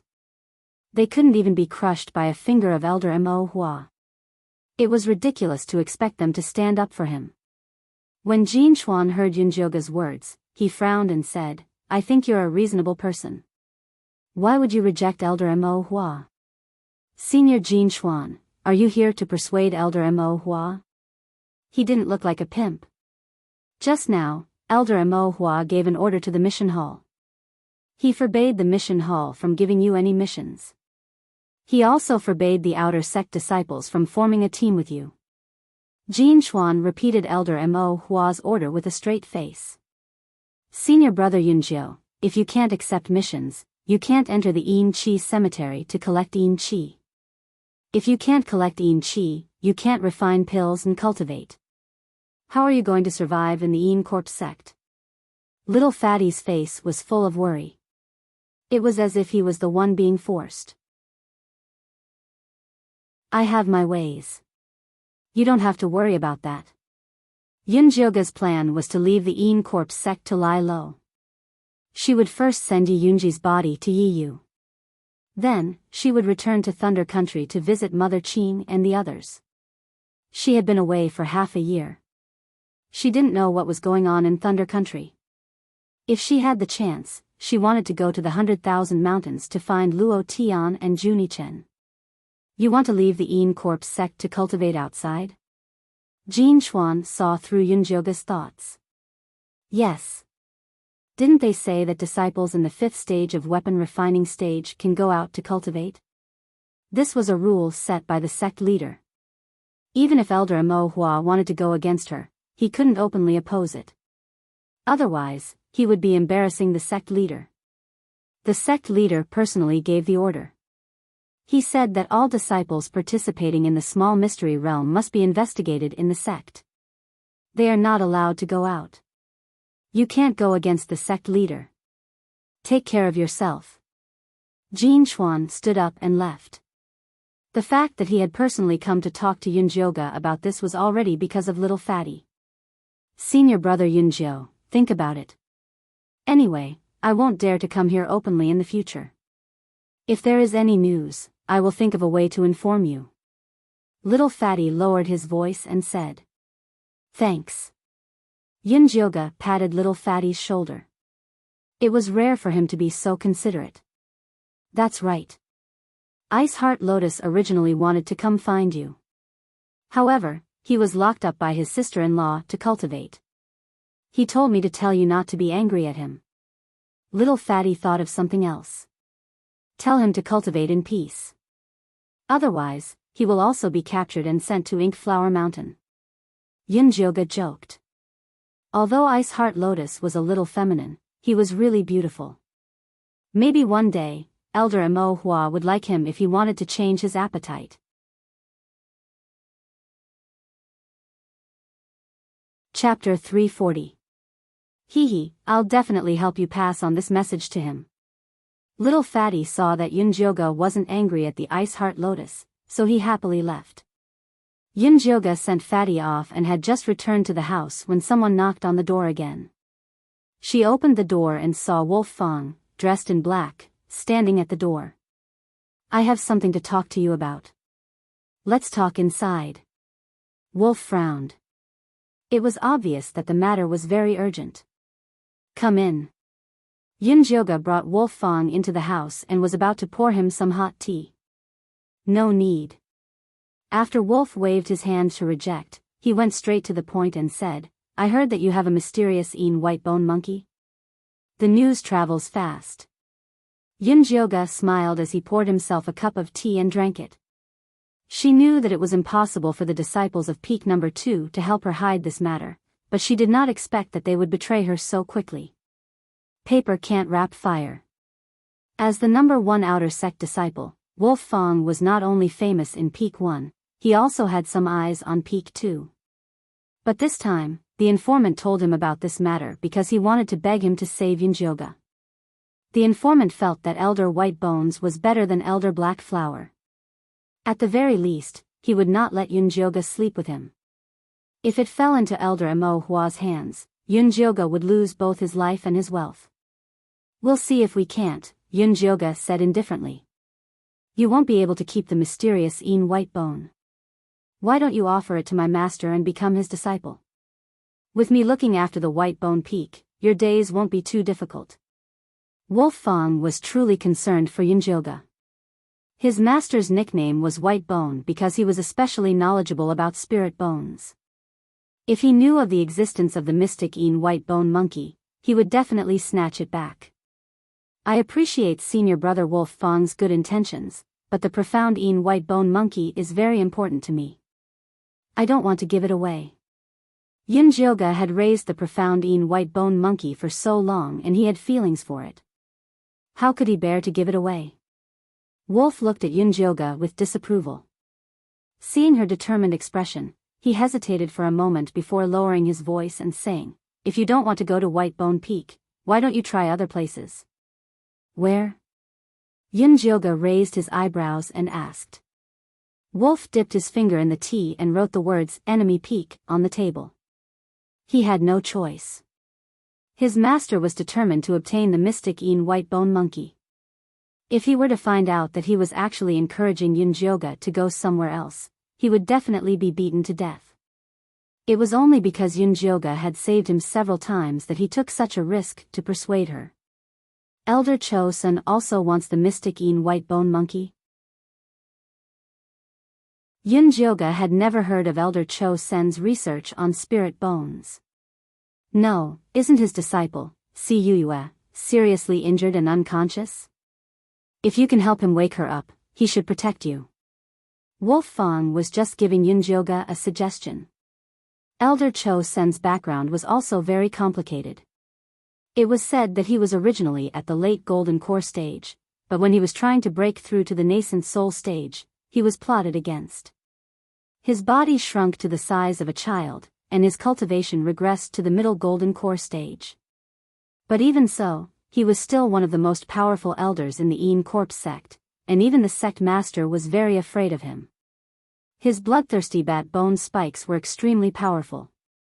The most terrifying thing was that although he had many Een corpses, no one had ever seen his life source Een corpse. It could be imagined just how terrifying his strength was. "Many thanks, Senior Brother, I will consider this." Yunjioga seriously nodded. Now that she had offended Elder Mo Hua and Elder White Bone, she had to think of a way to survive in the Een Corpse sect. Although Si Yuyue had harmed her before, if she could use Si Yuyue to stir up this mess, then she could postpone her revenge.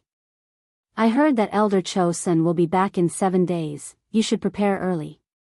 I'm afraid that the matter of the mystic white bone monkey can't be hidden for a few days." Wolf Fang said in a serious tone. The disciples of the second peak were all shocked and afraid, so no one thought of betraying Yunjioga for benefits. But it was hard to say when they calmed down. "Many thanks for Senior Brother Wolf Fang's advice, I know what to do." Yunjioga thanked him again and again before sending Wolf Fang away. His method is indeed feasible. Zishang suddenly said. What method? Yunjioga didn't come back to her senses. Save Cuyue.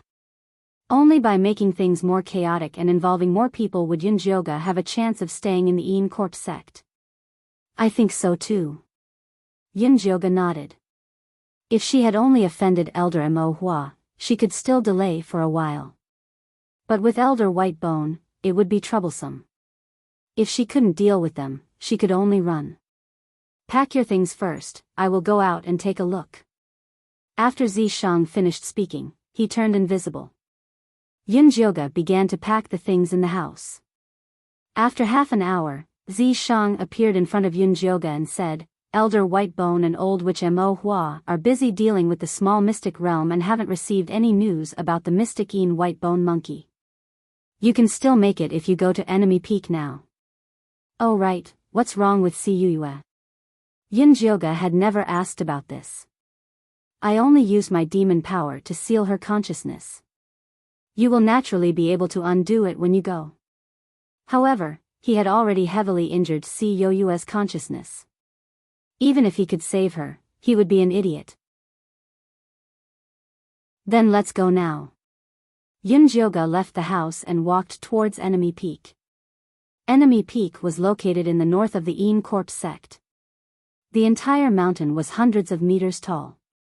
The mountain was lush with spirit trees and murmuring water. One could even see long-eared rabbits, petal deer, and other spirit beasts. Not only did it not look like an evil mountain, it looked more like an immortal's residence. Elder Cho-sun had not returned with his 2 disciples. The one in charge now was his other personal disciple, Jin Yanwei. Hearing that Yunjioga had come, he was a little curious and asked his disciple to bring her in. Yunjio greets senior brother Jin. Yunjioga cupped her fists and bowed to Jin Yanwei. Junior brother Yunjio, you don't have to be so polite. Sit. Jin Yanwei invited Yunjioga to sit and sized her up secretly. He saw that the youth in front of him was not tall, but his figure was very straight. Although his facial features were very delicate and slightly feminine, because of the corpse poison, his demonic red eyes and purple lips diluted the femininity, making him look very evil. One look and it was obvious that he was an evil disciple. Yunjioga was also secretly sizing up Jin Yanwei. This personal disciple of Elder Cho-sun was already at the late stage of foundation establishment at such a young age. It was said that he was the most outstanding genius of the Encorp sect in the past 100 years. Like Elder Cho-sun, he was born with En spirit roots. Although this identity sounded awesome, because Jin Yanwei had a cute baby face and eyes that were clean and clear, it was obvious that he was well protected. Therefore, it was greatly discounted. However, it was also very possible that Jin Yanwei was pretending to be naive. After all, evil disciples were the best at this.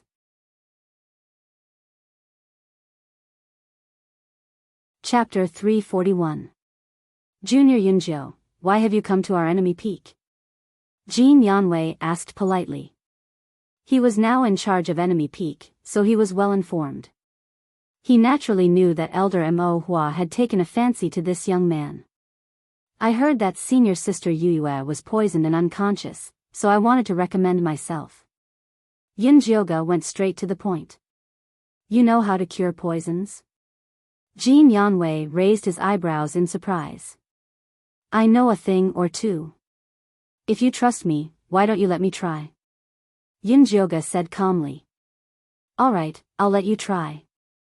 Jin Yanwei was straightforward. He had invited many spirit doctors and alchemists to check on Cuyue, but all of them said that the poison was very strange, and none of them could cure it. Seeing that his master was about to return, he was worried. Since someone voluntarily came to help, then let's give it a try. Anyway, it's like trying everything in a desperate situation. After Cuyue was sent back, she was placed in a remote courtyard at the back of Enemy Peak. Only 2 maids were assigned to take care of her. The 2 maids were in their late 20s, and looked thin and weak. When they saw Jin Yanwei, they silently knelt in the corner. Junior Yunjio, see for yourself. Jin Yanwei waved at the two maids, then sat down on a chair. Si Yuyue wore a brand new green dress, her hands crossed over her abdomen. Her expression was serene, and her skin was rosy and glowing. She was even more beautiful than before. Yin Jioga reached out to take her pulse, and suddenly felt that something was wrong. Si Yuyue had been unconscious for so long, and her dantian should be very empty. How could it be so full? This was clearly a symptom that would only appear after she had fused with her body. What kind of beast was it, to not even let go of an unconscious woman? How was this different from a female corpse? Could it be Jin Yanwei's doing? Junior Yunjiu, do you see anything? Jin Yanwei noticed that Yunjioga was looking at him strangely, and could not help but ask. Oh, I'm just amazed that senior brother Jin has taken good care of her. Senior sister Yuyue is still so energetic after being unconscious for so long. Yunjioga probed, wanting to see Jin Yanwei's expression. Junior Yunjiu, you flatter me. Do you have a way to cure her poison? Jin Yanwei's expression did not change. He was in charge of Enemy Peak and was so busy every day that he did not even have the time to arrange for someone to be the leader of a small mystical realm.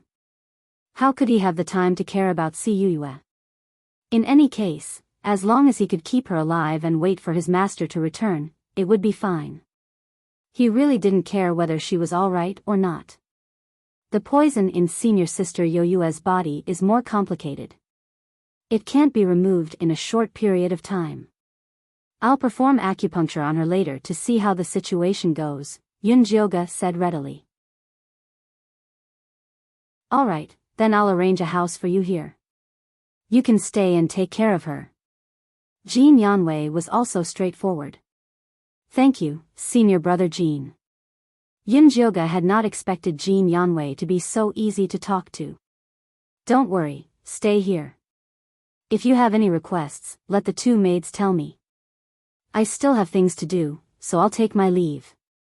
Jin Yanwei gave Yunjioga a few words, then turned and left. He did not even look at Si Yuyue. Take care, senior brother. Yunjioga closed the door after sending Jin Yanwei off. In the blink of an eye, only she and Zishang were left in the room. Yunjioga turned to ask Zishang, do you think this is Jin Yanwei's doing? Zishang was standing next to Si Yoyue's bed. His coquettish face had a hint of displeasure, as if he wanted to kill Si Yuyue with a finger. Hearing Yunjioga's words, Zishang did not turn his head and said, it's not him, he's still a virgin. Pfft.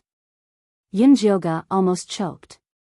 Virgin boys in evil sect were probably as rare as virgins in brothels, let alone someone of Jin Yanwei's status. To be able to manage Enemy Peak after Elder Cho Sun left, it meant that he was deeply trusted by Elder Cho's senator. It was very easy for him to use his power to get some benefits. Yunjioga did not expect him to still be a virgin. Could it be that his cultivation method was special? What's there to be surprised about? This is Een Corp sect, not Joyous Union sect. Your lackeys are still virgins. Zishang rolled his eyes at Yunjioga, then continued to stare at Si Yuyue. Which of my lackeys are still virgins? Yunjioga moved to Zishang's side and asked in a gossipy manner. What do you think? Zishang narrowed his eyes at Yunjioga, a dangerous expression flashed across his face. Yunjioga did not notice the danger and guessed with interest, Ice Heart Lotus must be it, Little Fatty might be it, but Wolf Fang doesn't look like it. Zishang did not speak and just looked at Yunjioga. This damned girl was so concerned about Een Corp sex virgins. Could it be that she wanted to personally pluck them? Yunjioga guessed halfway and finally realized that Zishang's expression was not right. She immediately changed the topic. Aren't we talking about Si Yuyue? If it's not Jin Yanwei, who do you think it is? Although Si Yuyue had harmed her and she hated Si Yuyue, as a woman, seeing Si Yuyue unconscious and being fucked by a man made her feel disgusted and uncomfortable. I don't know, but this man is not just sleeping with her, he is saving her. Zishang said gloomily. Previously, he used his demonic power to seal Si Yoyue's divine sense. As long as there was no one to remove it, he would continue to devour her divine sense and turn her into an idiot. But now, the demonic power he sealed Si Yue was actually loosening. At this rate, Si Yue would wake up sooner or later.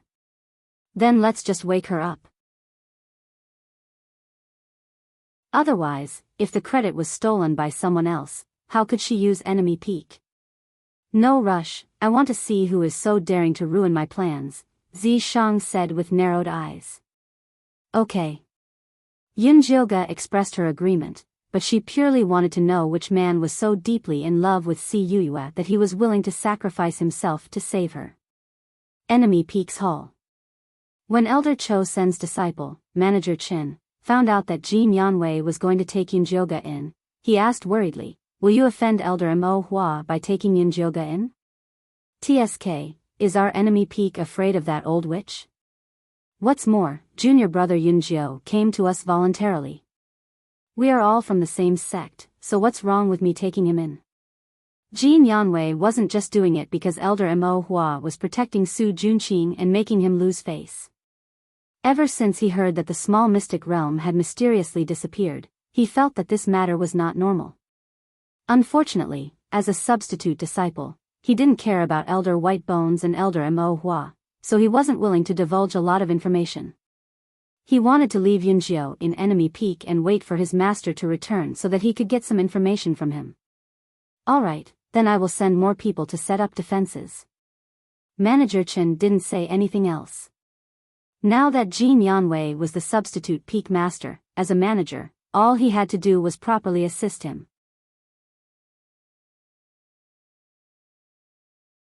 Chapter 342. After Manager Chen left, Jin Yanwei was still worried, so he took out the communication talisman his master had left him and explained the matter. His master quickly replied, telling him to keep Yunjiao at all costs. When Jin Yanwei saw that even his master supported him, he was even more at ease. He immediately went out to personally take charge of the defense. Elder Mo Hua had always been domineering. It was not impossible for him to come to enemy peak to snatch her away. He had to be prepared. Enemy peak was on full alert. Yun Jioga was not idle either. She was busy examining Si Yue. Originally, she had only planned on undoing Zi Shang's demonic power seal, but she had not expected to find another problem. Did you cause this injury? Yun Jioga suddenly found a bruise in Si Yue's memory center. This kind of injury often came with memory loss. What injury? Zi Shang went over to take a look and said, "This is an old injury from over 10 years ago. It has nothing to do with this sovereign." Over 10 years ago? Yun Jioga had heard little Fatty say that Si Yue had joined the Een Corps sect 12 years ago. Had she lost her memory then? Why do you care so much? Just wake her up. In his opinion, he should have turned Si Yue into an idiot with a finger. She is an important tool for us now. What's the use of turning into an idiot? Yun Jioga was very open-minded. Since he had already saved her, he naturally had to be a good person to the end. As for the grudges at Blood Cloud Peak, he would settle them in the future. Up to you. Zi Shang was not too concerned about this. He was more concerned about the flower thief who had ruined his plans. Yun Jioga did not say anything more to Zi Shang. After she understood the condition of the bruise in Si Yue's brain, she took out the Thunderfire needle and started acupuncture. Dense needle shadows with a bit of Thunderfire and green light landed on Si Yue's head and face. The domineering light of the Thunderfire crushed over, while the light of the wood spirit followed behind to clean up the aftermath. The bruise that would have taken 7 days to clear started disappearing at a visible rate. Si Yue showed a trace of pain in her coma. Yun Jioga immediately stopped. After careful observation, she did not find anything wrong. Ever since she had obtained the wood spirit from the human-faced Peach King, the Thunderfire needle's life force had become even denser, and its healing effects had become even better. It was impossible for it to hurt Si Yue. However, Si Yue's expression became more and more pained, and tears began to flow from the corners of her eyes. Although Yunjioga did not understand, his hands did not stop moving. Soon, the blood clot disappeared and the seal was lifted. All that was left was to wait for Si Yuyue to wake up. Have you finished setting up the traps? Yunjioga asked as he put away the needles. If he could capture the person who had secretly saved Si Yuyue, he might be able to gain something. Yunjioga was very interested in anything that could help her deal with the three great elders. I guarantee that he won't be able to return. Zi Shang was determined to win. Night gradually fell. The two maids prepared the meal and invited Yunjioga over to eat. The food was mediocre. She could tell that Jin Yanwei really didn't care much about this place. Other than sending her here at the beginning, he didn't come to visit her again, nor did he send anyone to ask for a message. However, Yunjioga had already learned from Zi Shang that enemy Peak was currently facing a great enemy, so she was tactful enough not to cause any trouble for Jin Yanwei. She ate dinner and went to sleep early. It was dark outside, and after midnight, it was even quieter. In a remote bamboo forest behind the mountain, a black shadow quickly ran towards Si Yoyue's small courtyard. The black shadow was tall and thin, dressed in a nocturnal robe.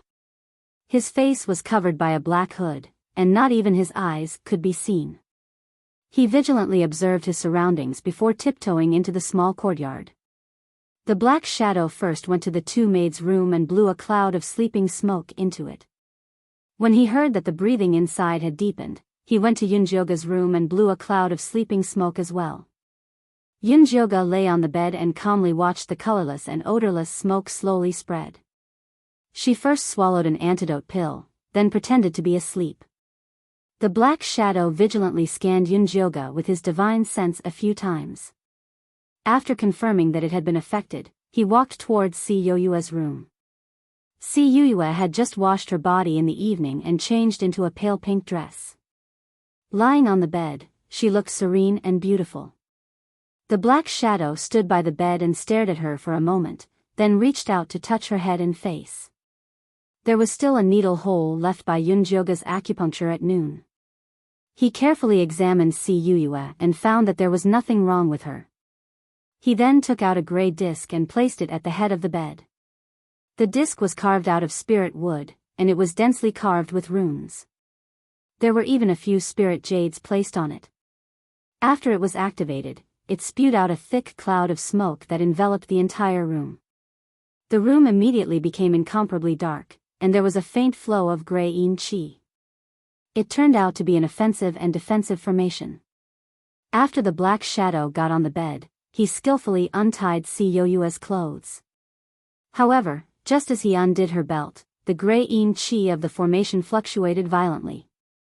The black shadow immediately jumped up and quickly jumped towards the window at the back. There was a bamboo forest there, and he had set up a psychedelic defensive formation so that he could escape once he entered it.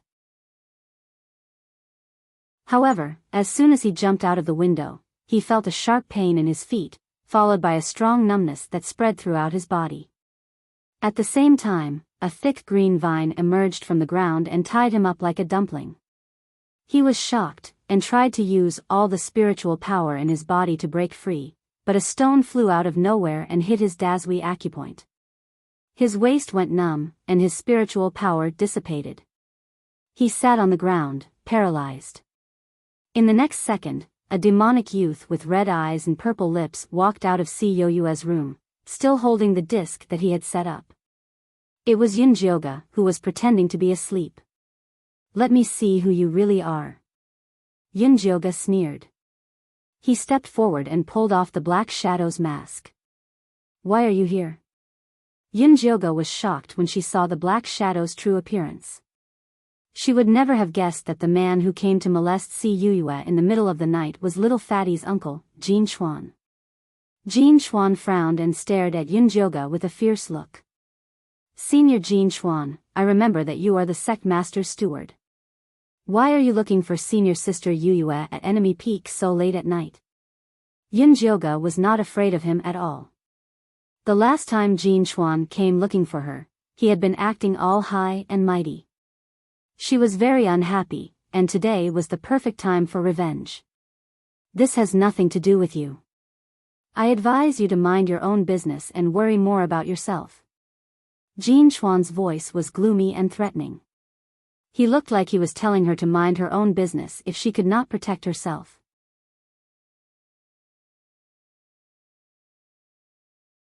Chapter 343.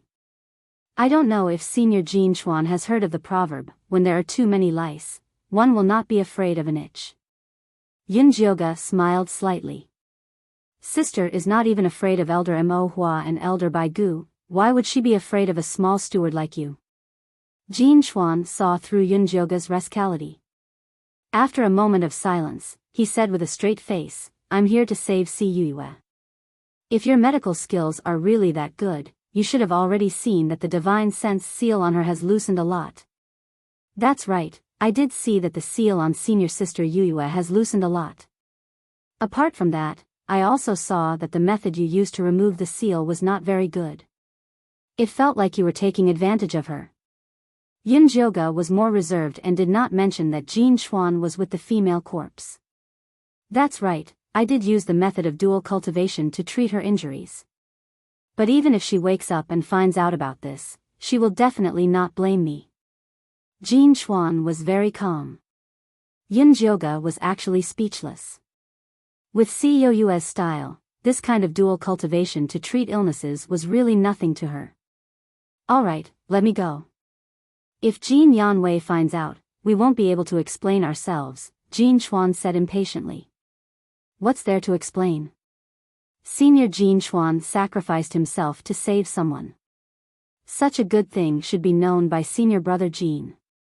He might even be grateful to you. Yunjioga had not found out Jin Chuan's purpose in saving Si Yue. How could he let him go so easily? What do you want? Jin Chuan's face darkened. Even though he was tied up and sitting on the ground, his aura was still solemn and dignified. He did not look like a rapist at all.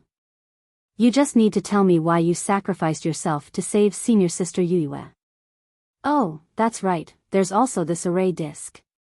I remember that the Een Corpse sect is only good at Een spirit talismans and not array formations.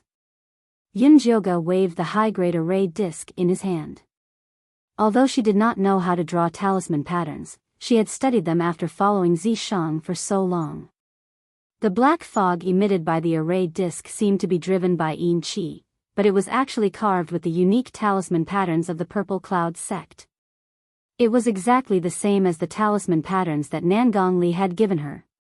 When Jin Chuan heard Yunjioga's question, a fierce killing intent flashed in his eyes, but it quickly disappeared. Since you insist on asking, then I'm not afraid to tell you. I like to fool around with women like this.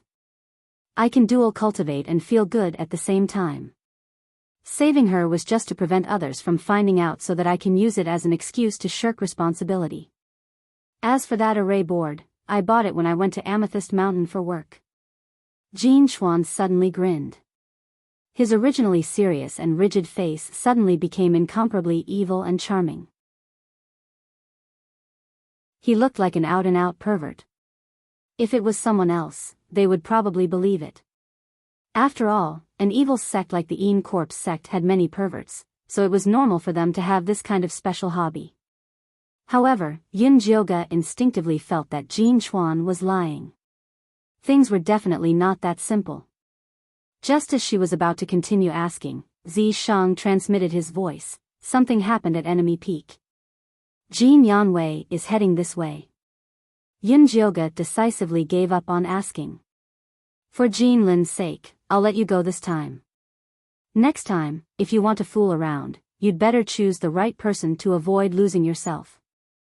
Yunjioga pinched her fingers and retracted the vines on Jin Chuan's body. Then, she threw the paralysis powder antidote to him. Jin Chuan picked up the antidote and sniffed it. After confirming that it was not poisonous, he swallowed it. Once he regained his mobility, he immediately disappeared into the bamboo forest. Yunjioga hurriedly returned to the courtyard. Not long later, she saw Jin Yanwei rushing over with a serious expression. Behind him were Manager Chen and the elite disciples of Enemy Peak. Yunjioga pretended to be sleepy as she walked out. She asked in surprise, "Senior Jean, it's so late. Why did you come? Do you have a mystic white bone monkey with you?" Jean Yanwei did not even bother with small talk and asked directly. "That's right." Yunjioga nodded. From the looks of it, Elder Whitebone had come looking for him. "Take it out for me to see." Jean Yanwei extended his hand and said. "I didn't bring it with me." Yunjioga would have to be stupid to take it out.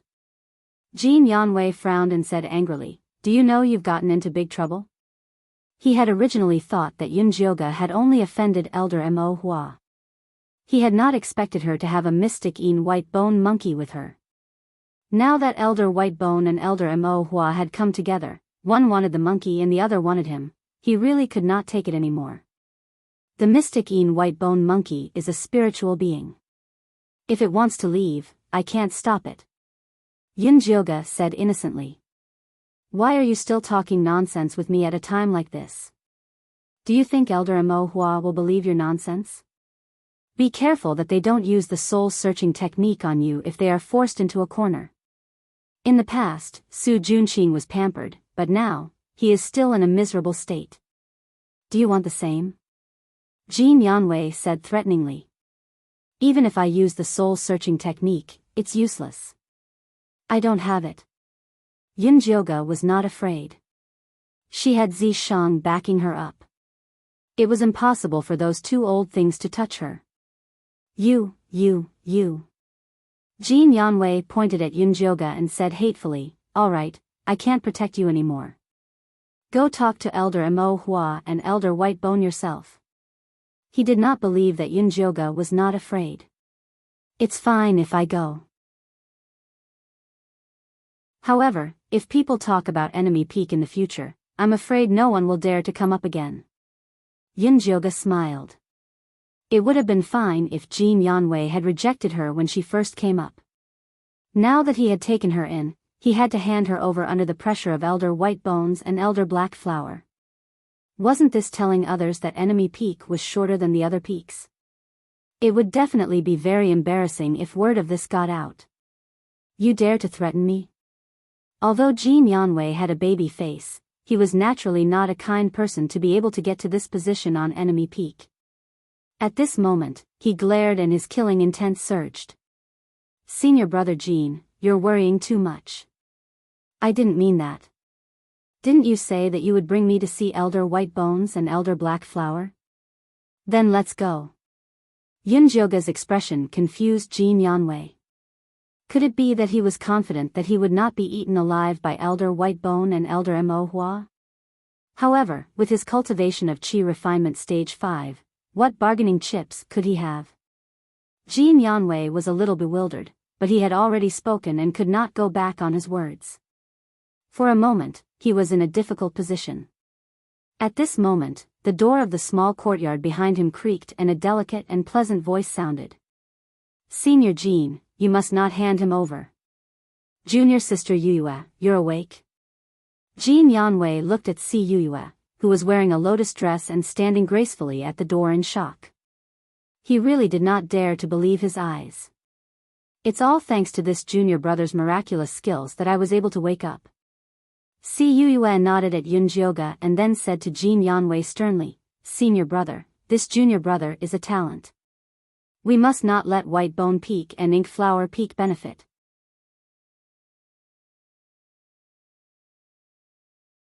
Chapter 344. Junior sister Yuyue, your wounds have just healed. Go back and rest. You don't have to worry about this. Jean Yanwei said impatiently. She had been lying on the bed for so long and had yet to figure out the situation. "Senior brother Jean, although I don't know why Elder Mo Hua and Elder Bai Gu are so bent on targeting junior brother Yunjiu, I know that whatever they are fighting over must be something good." Si Yoyue's voice was gentle and unhurried, but her words struck a chord with Jean Yanwei. "I understand what you're saying, but the two elders have already said that if we don't hand over the person, they'll personally search for us. Without Master here, we won't be able to hold them down." Jean Yanwei was worried as he spoke of this. Senior brother, you really like to joke. Junior brother Yunjiao isn't at enemy peak. He has hands and feet, so where are we going to find him? Cus said with a smile. Jin Yanwei's eyes lit up, but he quickly shook his head and said, it's impossible for junior brother Yunjiao to leave corpse sect. There's no need to go through so much trouble. Just find a place to hide him on enemy peak. Cus said. Our enemy peak is only so big. The two elders will know everything with their divine sense, unless... Jin Yanwei said and suddenly thought of a place that the two elders wouldn't find.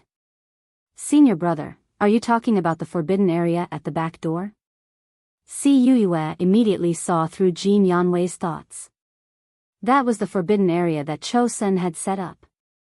It was filled with traps and restrictions. Other than Jin Yanwei, no one could enter or leave. Yunjioga had been silently eavesdropping. When he heard the forbidden area, his eyes lit up. This meant that there were many fortuitous encounters. Yes, that is the most suitable place, but I'm afraid that master will find out. Jin Yanwei was still afraid that his master would be angry. Senior brother's worries are reasonable. Cus thought for a moment and said, how about this? We seal junior brother Yunjiao and put a restriction on him. Then, we put him in the outermost area of the forbidden area. As long as he doesn't get close to the center, Elder Cho Sen won't say anything. However, junior brother Yunjiao will have to suffer. Cus looked at Yunjioga apologetically. Senior sister Yu, you're too courteous. As long as I can keep my little life, it's already good enough. There's no need to feel aggrieved, Yunjioga said righteously. But... Jin Yanwei was still hesitant. At this moment, the alarm on enemy peak suddenly rang loudly, and the wind and clouds surged. Elder Mo Hua's sharp voice sounded, Brat Jin, if you don't hand over Yunjiao to me, I'll tear your enemy peak apart. Alright, let's go to the forbidden area then. Time was of the essence, so he didn't have much time to think about it. Jin Yanwei straightforwardly placed a restriction on Yunjioga, and used a long whip magical artifact to seal off one's aura to tie her up tightly. After confirming that there were no mistakes, he personally carried Yunjioga towards the back of the mountain. He could not help but mutter along the way, junior brother Yunjiao, that's my master's forbidden area. There are restrictions everywhere. Once you're inside, just stay put. I'll come get you after I send the two elders away. Senior brother, what if they don't leave? Yunjioga asked. You don't have to worry about that. My master will be back by tomorrow at the latest. When that time comes, they'll have to leave even if they don't want to. Jin Yanwei was very confident in his master's strength. Alright then. When that time comes, senior brother must put in a good word for me in front of Elder Cho Sen. Yunjioga said sincerely. Don't worry. As long as you hand over the mysticine skeleton monkey, my master will reward you even without my good words. Jin Yanwei secretly said to himself. The forbidden area at the back of the mountain was not wide. After walking along a winding path, he saw a forest of pagoda trees, which was the ghoul corpse killing formation that Elder Cho Sen had meticulously set up. It was filled with ghouls, all of which were good seedlings that Elder Cho Sen had gathered from all over the place. He wanted to use the method of raising goo to kill each other, so that he could cultivate a ghoul king. Although the highest level currently was only a ghost general, it was still enough to crush Jin Yanwei to pieces. Jin Yanwei slowed down and took out a red token the size of a palm from his storage pouch. It was neither made of metal nor wood, and there was a layer of red mist floating above it. He could vaguely see countless ferocious ghosts.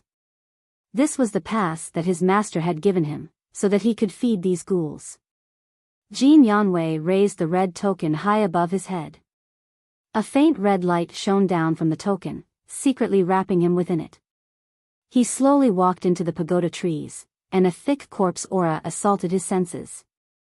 Countless ghouls stood under the trees and stared at him, revealing an instinctive desire for flesh and blood. Although it was not Jin Yanwei's first time here, he still felt his scalp go numb. He randomly found a large pagoda tree, threw the bundled-up Yunjioga over it, and ran away without looking back. Yunjioga leaned against the tree trunk, looking at the pale and ferocious ghouls around her gloomily. Although Jin Yanwei had already given her enough spirit-sealing talismans, it still could not stop the fragrance of her tender flesh. Not long after she put her down, the ghouls began to stir and staggered towards her. This Jin Yanwei must have done this on purpose, so that she could release the profound skeleton monkey to save her life. Although Yunjioga had already seen through their scheme, she had no choice but to comply. Who told him to disappear as soon as he entered the great corpse ghost formation? Little monkey, come out. Yunjioga carefully chanted the summoning incantation, and the little skeleton monkey flew out from her storage bag. After quickly assembling itself, it spat out a faint qi that enveloped her, concealing her human scent. Even so, the ghouls still circled around Yunjioga, as if they were watching a bunch of monkeys. In the blink of an eye, there were 3 layers inside and 3 layers outside. The thick corpse stench almost suffocated Yunjioga to death. Little monkey, spit out some air.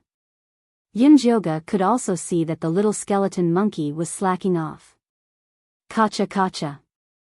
The little skeleton monkey shook its head at Yunjioga in dissatisfaction. The soul fire in its eye sockets was extremely small. It had been locked up for a long time, so naturally it did not want to work. Little monkey, be good. After big sister is done with this, I'll make you a big bucket of qi water to drink, okay? Yunjioga hurriedly coaxed. Ever since entering the small hidden realm, the profound monkey's source of qi had been cut off. It was no wonder that it was angry. The skeleton monkey raised a finger, indicating that it wanted to add another bucket. 1 bucket is too much. 2 scoops at most. Yunjioga flatly refused. It was not easy to get a bucket of qi water for this guy, so she could not let it get used to its bad habit. The little skeleton monkey's soul fire flickered. Then, it seriously stretched out its palm, indicating that it wanted 5 scoops. Fine, 5 scoops it is. Yunjioga gave in. These ghouls were really too smelly. The little skeleton monkey's lower jaw moved in satisfaction, revealing a smile. Then, it prepared to pour more qi into it. Suddenly, a thumping sound came from the ground in the distance. The surrounding ghouls screamed in fear, then scattered in all directions as if they had seen a ghost.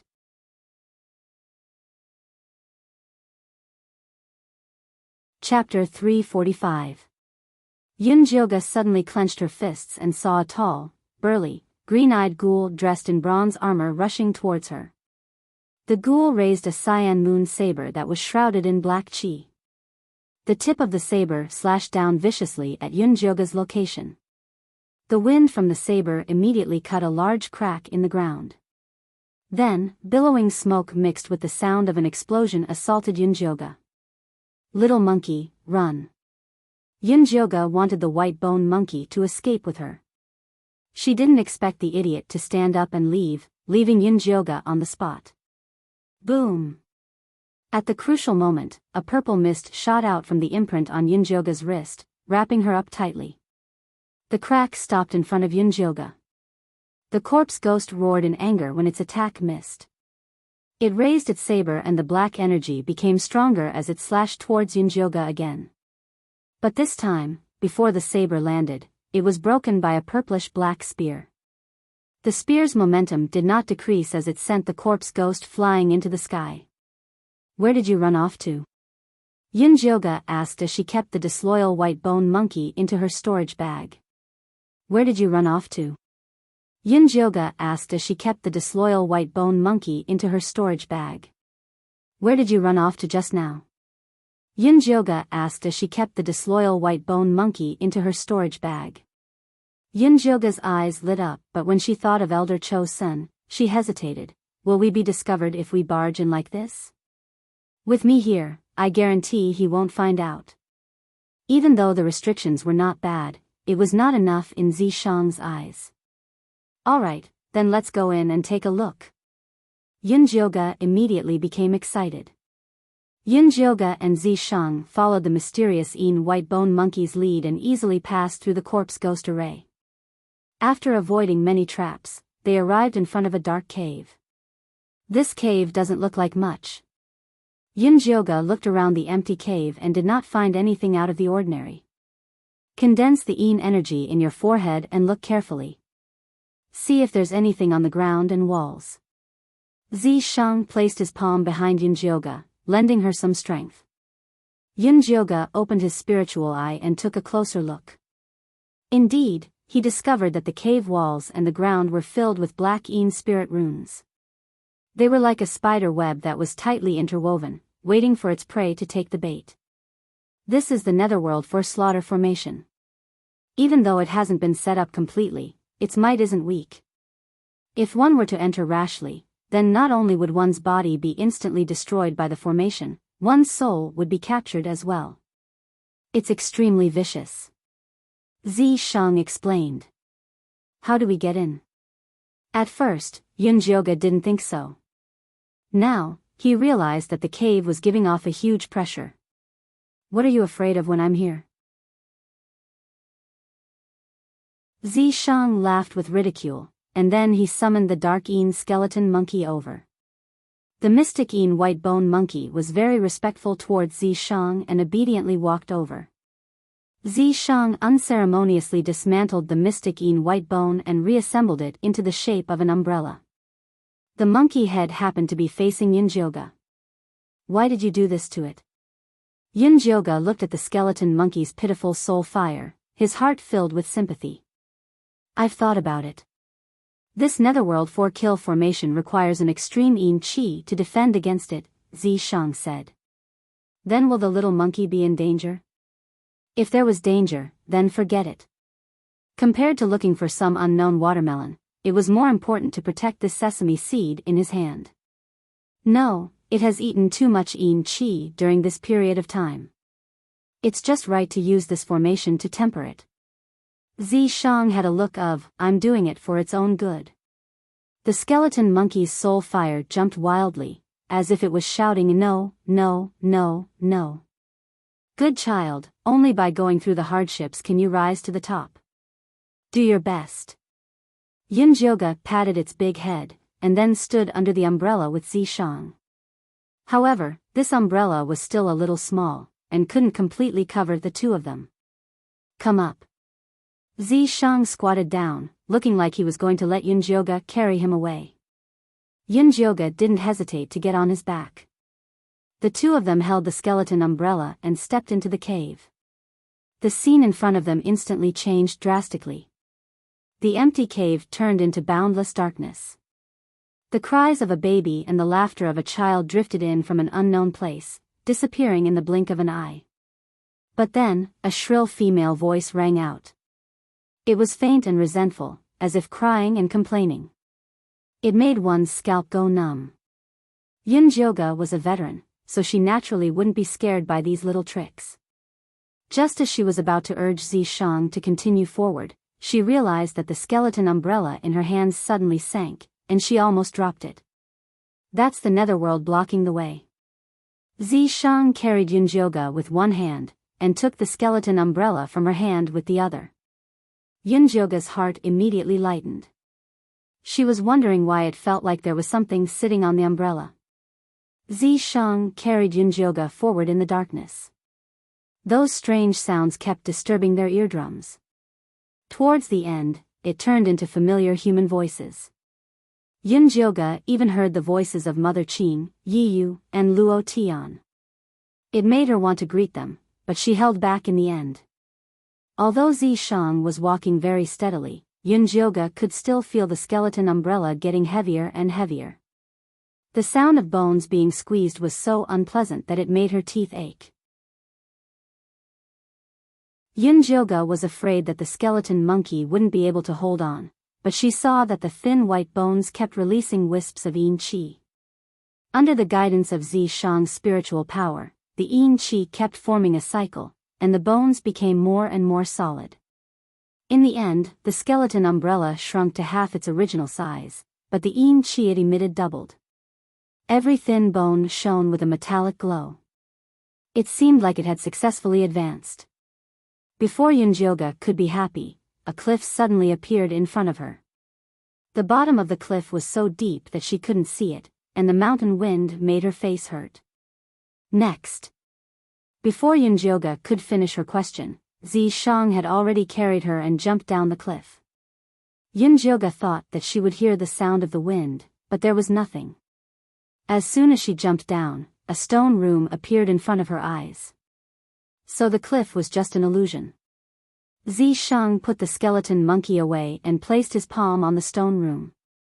With the invasion of the purple mist, the stone room opened wide, and waves of light came from treasures. This was a treasure room. This treasure room was very spacious.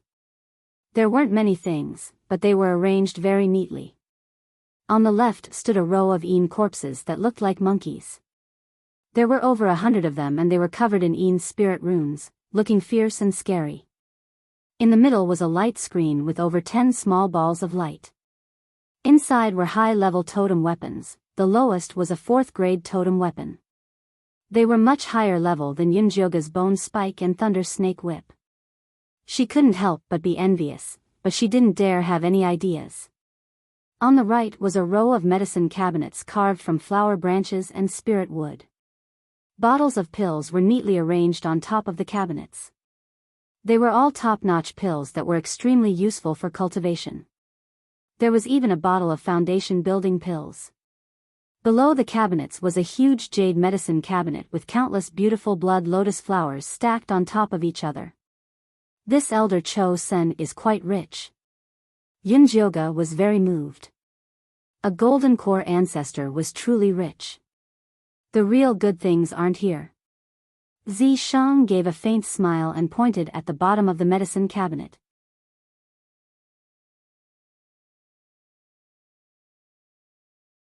Chapter 346. You mean there's a secret room below? Yunjioga was excited. Being able to be hidden so tightly by Cho Sen, the treasures in this secret room must not be ordinary. Stand back first. Zishang had Yunjioga back to the door.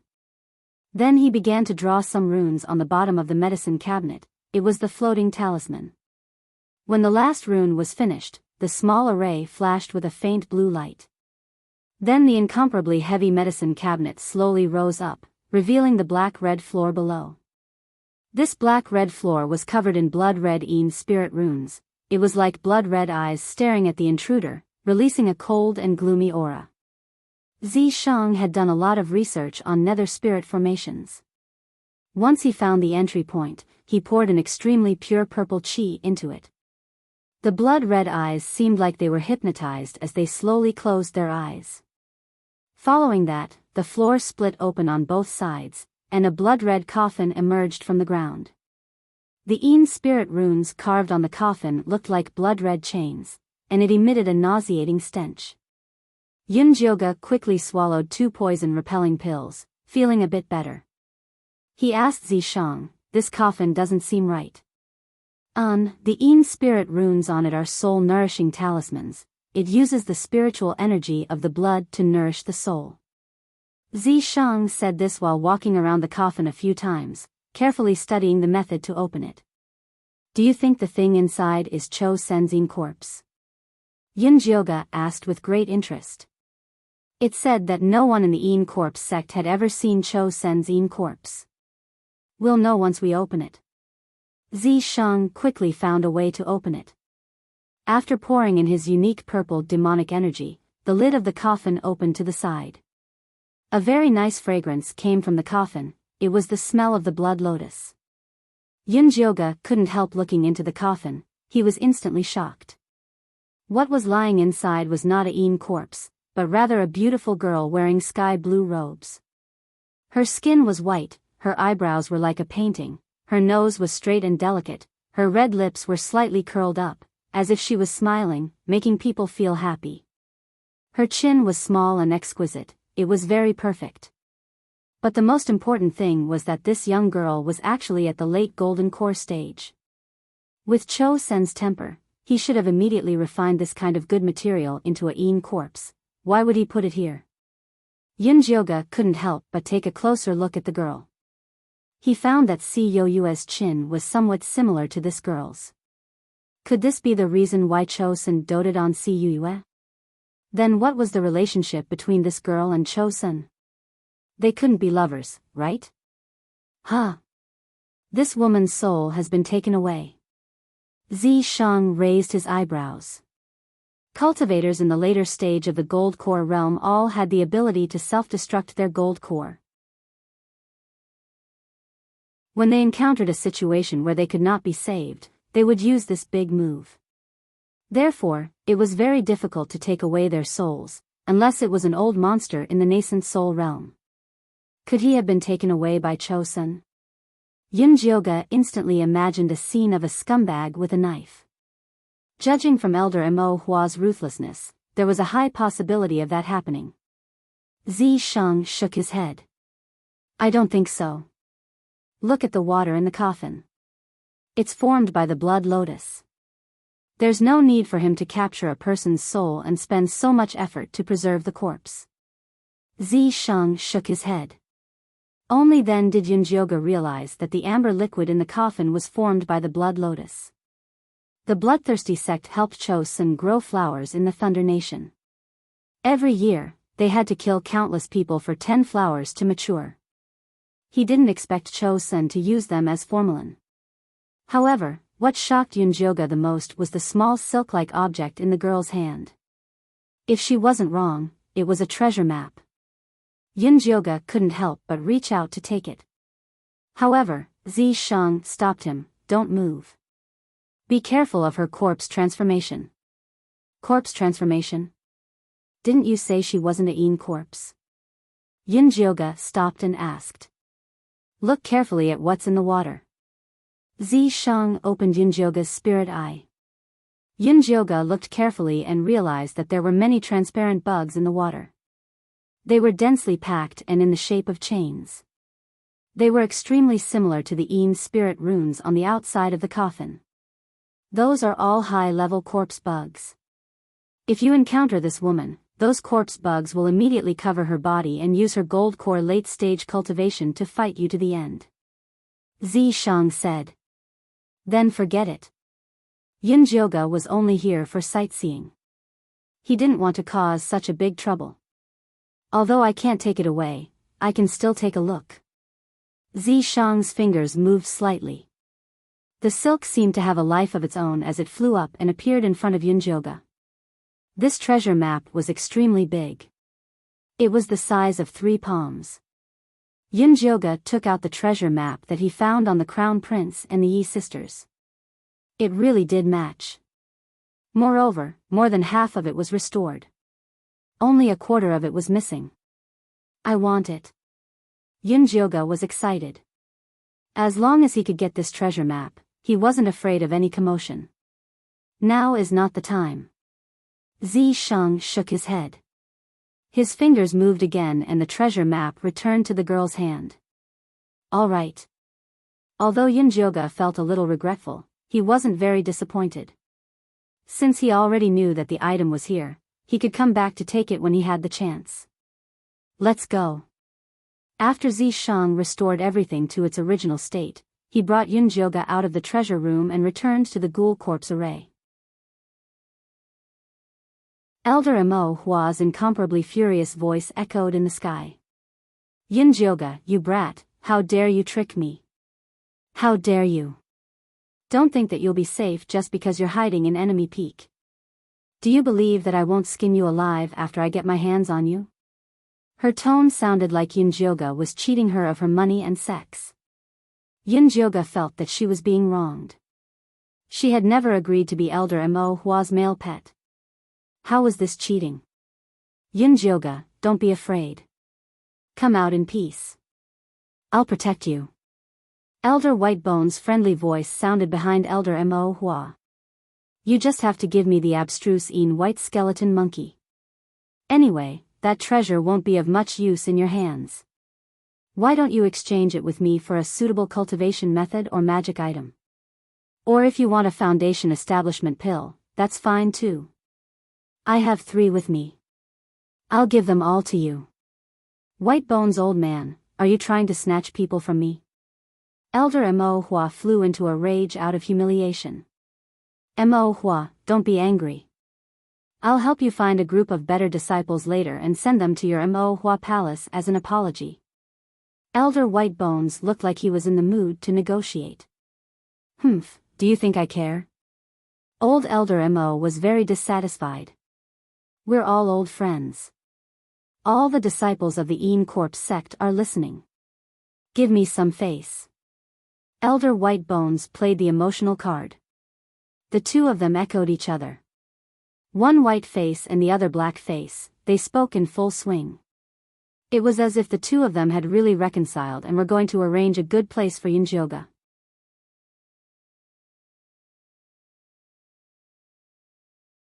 Chapter 347. If it was any other disciple, they would have been tempted to surrender. After all, these promises were made in front of the entire Corpse sect. No matter how thick Elder Mo Hua and Elder Bai Gu's skin was, they couldn't go back on their words. But the truth was that these words were said by the two of them to this small forbidden area using their divine sense. Other than Yunjioga and Zishang, no one else heard these promises. But as long as Yunjioga agreed, Elder Mo Hua and Elder Bai Gu could immediately lock onto her divine sense and forcefully form a contract. Yunjioga naturally wouldn't fall for this. She ignored the two elders' chatter and took out the evolved profound white bone monkey to examine it carefully. At this time, the profound white bone monkey had already been tempered to the size of a palm. Its small bones were no longer pale white, but instead glowed faintly. It was like jade but not jade, crystal clear. The soul fire in its eye sockets had condensed into a soul stone. It looked like two red gems were embedded in it. The entire white bone was as beautiful as a work of art. In the future, you don't need to open it and put it in a bag. Zishang rubbed the white bone monkey's head. It felt good. The white bone monkey heard that it didn't need to be locked in the small black room anymore. Before it could be happy, Zishang added, just tie it up and hang it around your waist. Good idea. Yunjioga immediately took out a red rope and wrapped it around the white bone monkey's neck twice before hanging it around his waist. The light white bone monkey didn't have any weight and hanging it around his waist didn't affect him at all. Gotcha! The white bone monkey wanted to protest angrily, but it failed under Zishang's gaze. It could only hang its head in despair, looking like a hanged ghost. Just as Yunjioga and Zishang were excitedly torturing the pitiful white bone monkey, the Great Hall of Enemy Peak was already burning with the flames of war. Little brat Jean, I think you want to do this the hard way. Elder Mo Hua and Elder Bai Gu spoke for a long time but couldn't get a response from Yunjioga. They couldn't help but flare up at Jean Yanwei. Elders, junior brother Yunjio really isn't at Enemy Peak. Don't make things difficult for me. Jean Yanwei had a bitter expression and acted very well. Stinking brat, you still dare to put on an act in front of me? Do you believe that I will use the soul-searching technique on you? Elder Mo Hua's beautiful eyes were filled with murderous intent. She raised her hand and condensed a large hand made of energy to grab Jean Yanwei's head. Jean Yanwei subconsciously took out his dark flame bone spur and dispersed Elder Mo Hua's chi hand. Not good. Jean Yanwei immediately realized that he had made a mistake. As expected, Elder Mo Hua immediately narrowed his eyes and said eerily, "Good boy, you actually dare to go against your superiors and attack an elder. Today, I will help your master teach you a good lesson." With that, a black peony flower flew out from her storage pouch and flew towards Jean Yanwei. Although Jean Yanwei was at the mid-stage of foundation establishment, he was still nothing in front of Elder Mo Hua. The black dark flame bone spike was devoured by the Mo Hua and he was rooted to the spot. He could only watch as the Mo Hua opened its mouth and attacked him. Right at this moment, an extremely cold gust of wind blew outside the hall. In the next moment, Jean Yanwei was pulled away by a small figure. Replacing him were three tall and mighty monster monkey corpses with fierce expressions. "Master!" Jin Yanwei excitedly looked at the small figure in front of him and almost cried. Mo Hua, White Bones, you took advantage of my absence to bully my disciple. Do you think I'm dead?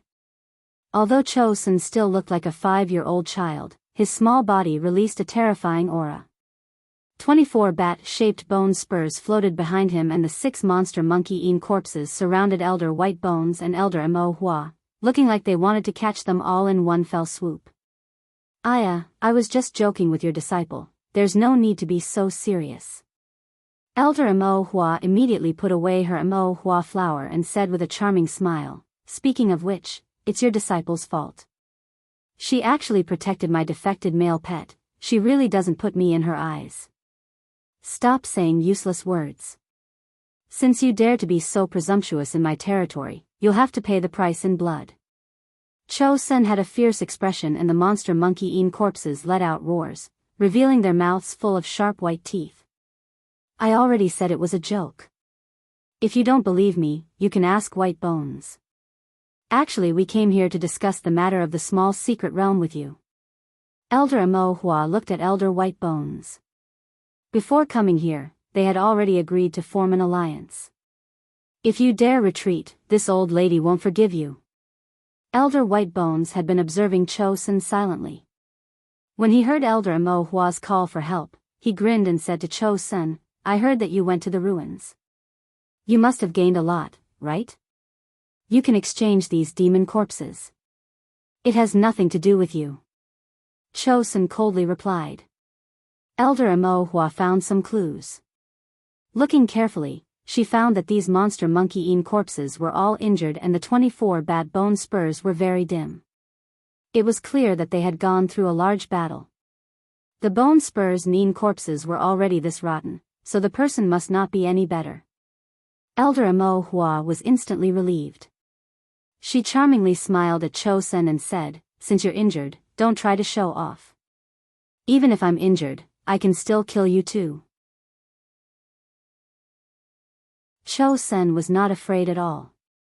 Rather, his killing intent increased by a level.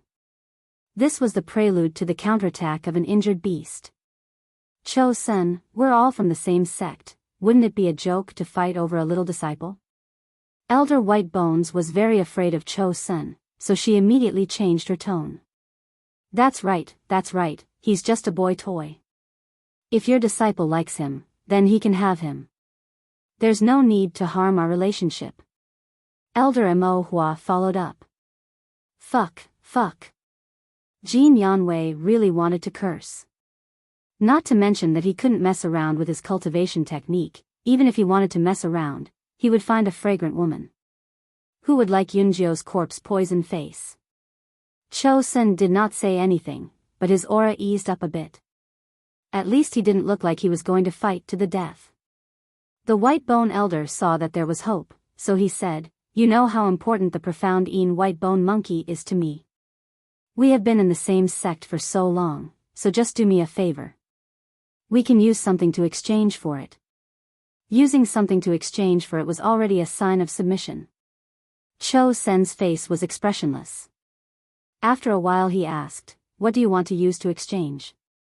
I'll use a branch of the black bone leopard pattern wood to exchange for that brat Yunjio. Elder Mo Yun said first. Although this chip wasn't very expensive, it was enough to exchange for a disciple at the 3rd chi refining stage. I'll use a high-grade 3rd grade dark spirit bone to exchange for the profound White Bone Monkey. Elder White Bones said. Although this spirit bone wasn't very high grade, it was still very hard to obtain. Although Cho Sun couldn't use it, it was very good to polish it and give it to a disciple. For example, when Jin Yanwei heard about the dark spirit bone, his eyes couldn't help but light up. If Cho Sun refused, it would definitely leave a knot in Jin Yanwei's heart. Even if he didn't dare to complain to his master, he would still vent his anger on Yunjio Gu. Fine, you guys go catch him yourselves. Cho Sun finally gave in. This time, he came across an ancient ruin. Although he got a lot of good things, he was seriously injured in the fight and needed to recuperate. He wasn't in the mood to participate in these trivial matters, so he could only let these 2 guys benefit.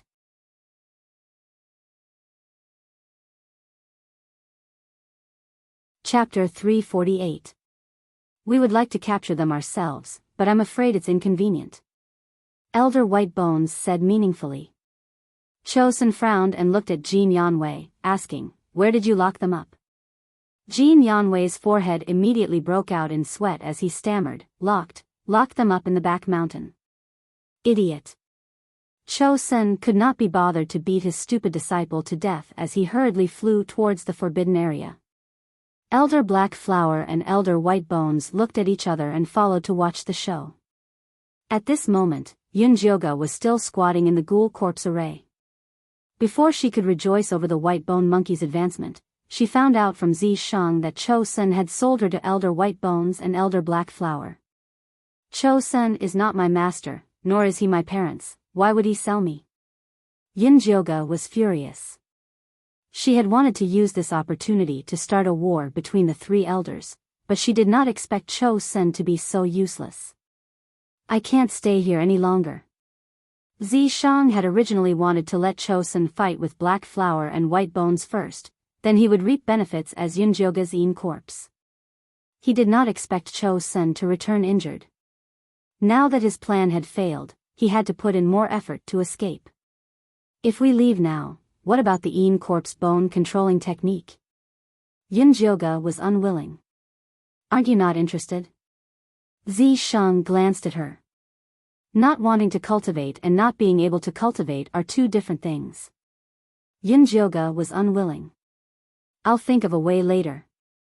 There were too many troubles staying here, it was better to leave and think of a way later. Zi Shang was still very open-minded. All right.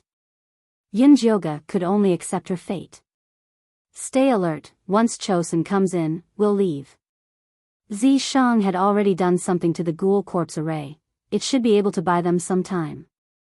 Yunjioga also knew that today was a tough battle, so she immediately became alert and looked at the surging Qi above her head. Behind them were 5 rows of ghouls, all of them staring at the sky with hatred on their faces. The one leading them was the bronze ghost general that Zi Shang had sent flying. Its face was filled with deep hatred, the large blade in its hand was pointed at the sky. Chosun's speed was extremely fast. Once he saw the locust tree forest, he rushed in without hesitation. This was his territory, and the one being locked up was a little brat at the 5th stage of Qi condensation. Even if Yunjio had the mysterious white bone, he didn't take it to heart. Chosun had just rushed into the locust tree forest when he was greeted by a black light. The ghouls he had raised all charged at him as if they had seen an enemy. Well, in a sense, Chosun was indeed their enemy. Chosun formed a hand seal, wanting to control the ghoul corpse array to suppress these ghouls who dared to rebel. Unexpectedly, the ghoul corpse formation did not operate according to his will. Instead, a large amount of black and red corpse qi gushed out from the corner, causing the ghouls to become even more violent. Corpse King Qi. Chosun was overjoyed when he saw the black and red corpse qi. This kind of situation could only appear when there was a corpse king. Could it be that there was a corpse king here when he was not here? However, on second thought, he felt that something was wrong. The most powerful ghoul in this ghoul corpse formation was only at the level of a ghost general. Even if the other ghouls ate immortal pills, they would not be able to evolve so quickly. Many thoughts flashed through Chosun's mind, but his hands did not slow down. He pointed at the place where the corpse qi had erupted and the bat bone spikes swarmed over, but he never thought that they would be trapped by the black and red corpse qi. Chosun's brows furrowed, and he brought the demon monkey corpse to personally investigate the situation. Let's go. Zi Shang saw that Chosun had fallen for his trap, so he immediately carried Yunjioga and flew out of enemy peak. Elder Imo Hua and Elder White Bones were floating in the air watching the show. Suddenly, they saw a figure charging out of the locust tree forest as fast as lightning, and they subconsciously blocked it. Elder Imo Hua's ink flower released countless petals, like a goddess scattering flowers. It was extremely spectacular. In reality, it was a group of the most savage bloodthirsty flying insects, covering the sky as they attacked Yunjioga and Zi Shang. Elder White Bones took off the string of small skulls from his neck and threw them out, turning them into 5 large skulls. The soul fire in the eyes of the large skulls was dark black, and their bodies were covered in an incomparably dense black mist. They charged forward like a meteor chasing the sun. Their speed was even faster than Elder Mo Hua's goddess scattering flowers. The two of them had used their strongest killing moves from the start, and they were extremely fast. If Zi Shang continued to fly, he would lose the initiative and fall into a passive state. He carried Yunjioga and decisively turned around. He raised his palm lightly, and without revealing anything, he shot out a large amount of gray yin qi at the large skulls that were flying over. The large skulls opened their mouths, and all the yin qi was sucked into their mouths. The Yin Corpse Sect's magic weapons were mainly for devouring, and Elder White Bones was no exception. These 5 skulls had a huge appetite, and nothing could escape their mouths. It was a pity that they were hit this time. The gray yin qi that they had just swallowed was mixed with countless amounts of cold energy, and it instantly froze them into 5 large ice cubes, and they began to roll around on the spot. Elder Mo Hua's goddess scattering flowers was also blocked by the yin qi that Zi Shang had created. Living Corpse.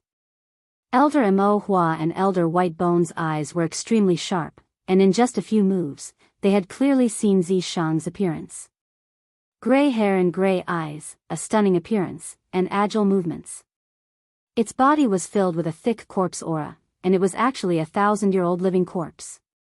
Elder Mo Hua and Elder White Bones' eyes instantly shone with a blazing light, and without a word, they attacked Zi Shang like wild beasts fighting for food. I say, when the two of you fight for something, can't you show some respect to me, your master? Yunjioga was lying on Zi Shang's back, extremely dissatisfied.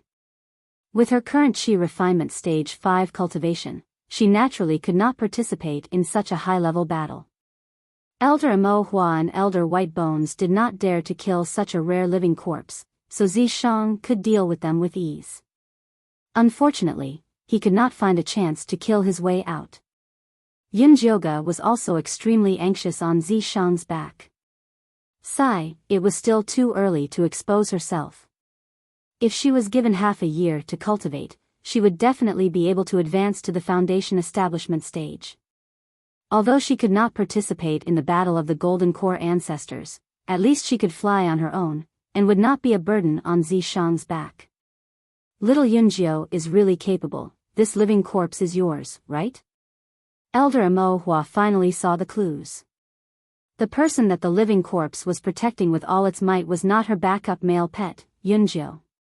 Yunjioga did not make a sound, but Elder Mo Hua did not need her to answer, and directly came to a conclusion, as expected of the person I fancy. You really have great fortune.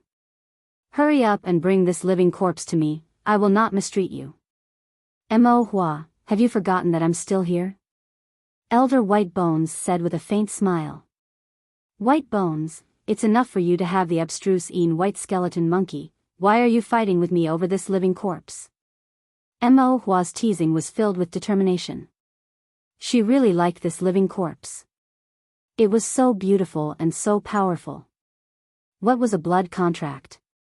As long as she controlled Yunjio, it was equivalent to controlling this living corpse. Although it would be a little troublesome to use it, she did not mind.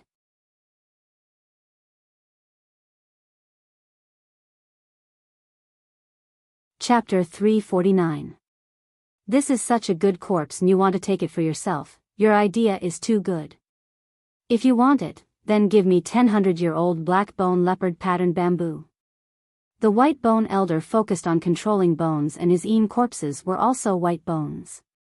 The corpse in front of him had a blood contract with Yunjio and was not as important to him as the profound white bone monkey. But this did not stop him from asking for more benefits. 1,000-year-old black bone leopard patterned bamboo, to think you can say that. Why don't you just go steal it? The black bone leopard patterned wood was hard to grow, and she had only collected 20 of them after planting them for so many years. She could not give it to others. Then 5 it is. The white bone elder tactfully lowered the price. This black bone leopard patterned wood could help the Een corpses refine their Een chi, so 5 was enough. Elder Mo Hua's face was livid, constantly changing. It was clear that he was not willing to give up the 5 black bone leopard patterned bamboo. Although the two of them did not forget to attack each other during the negotiation, they were still a bit lax. Yunjioga couldn't help urging Zishang to run for his life.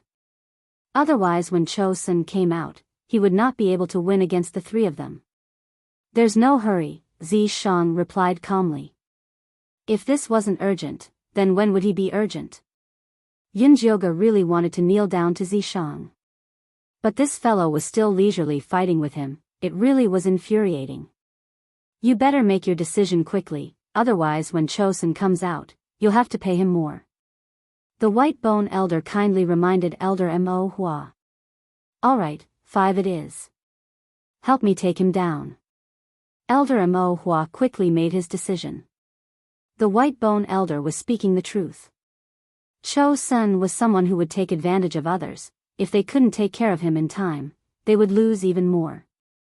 Good. The white bone elder said this and took out a corpse refining bag from his waist. In the next moment, a 10-meter tall white bone Een corpse wearing armor and holding a golden sword appeared in front of Yunjioga. Elder Mo Hua also took out his Een corpse. It was actually a baby. His skin was purplish black, and his face was terrifyingly dry. He was only wearing a red dudu, and what was embroidered on the dudu was not an auspicious pattern, but a picture of 100 ghosts struggling in hell. Yunjioga had cultivated in the Een corpse sect for a long time, so he was very familiar with all kinds of Een corpses. With a glance, he could tell that the infant corpse in front of him was one of the ghost corpses. First, he refined an infant with a Een spirit root into a mummy, and then stuffed it with 81 high-grade malicious spirits. The ghost corpses refined this way had the ability to teleport, and were best at sneak attacks. This infant corpse still couldn't walk, and as soon as it appeared, it crawled in the air. After crawling a few steps forward, he disappeared from where he was. Then, he suddenly appeared in front of Zishang and stretched out his little hand toward Zishang while babbling. The small palm was also purplish-black in color, but there was a black hole in the center of the palm. Countless ghosts were screaming and pouncing toward them. Zishang's reaction was extremely fast. Almost at the instant the infant corpse appeared, he kicked it towards Elder Mo Hua before the spirits could even appear. With a bang, the black cloud of petals scattered. At this time, Elder Whitebone's Een corpse also attacked with its golden sword. It wasn't fast, but its defense was shocking. Zishang's gray spear condensed from death chi couldn't shake it at all, so it could only move around and fight. But even like this, Zishang's performance was enough to shock Elder Whitebone and Elder Mo Hua.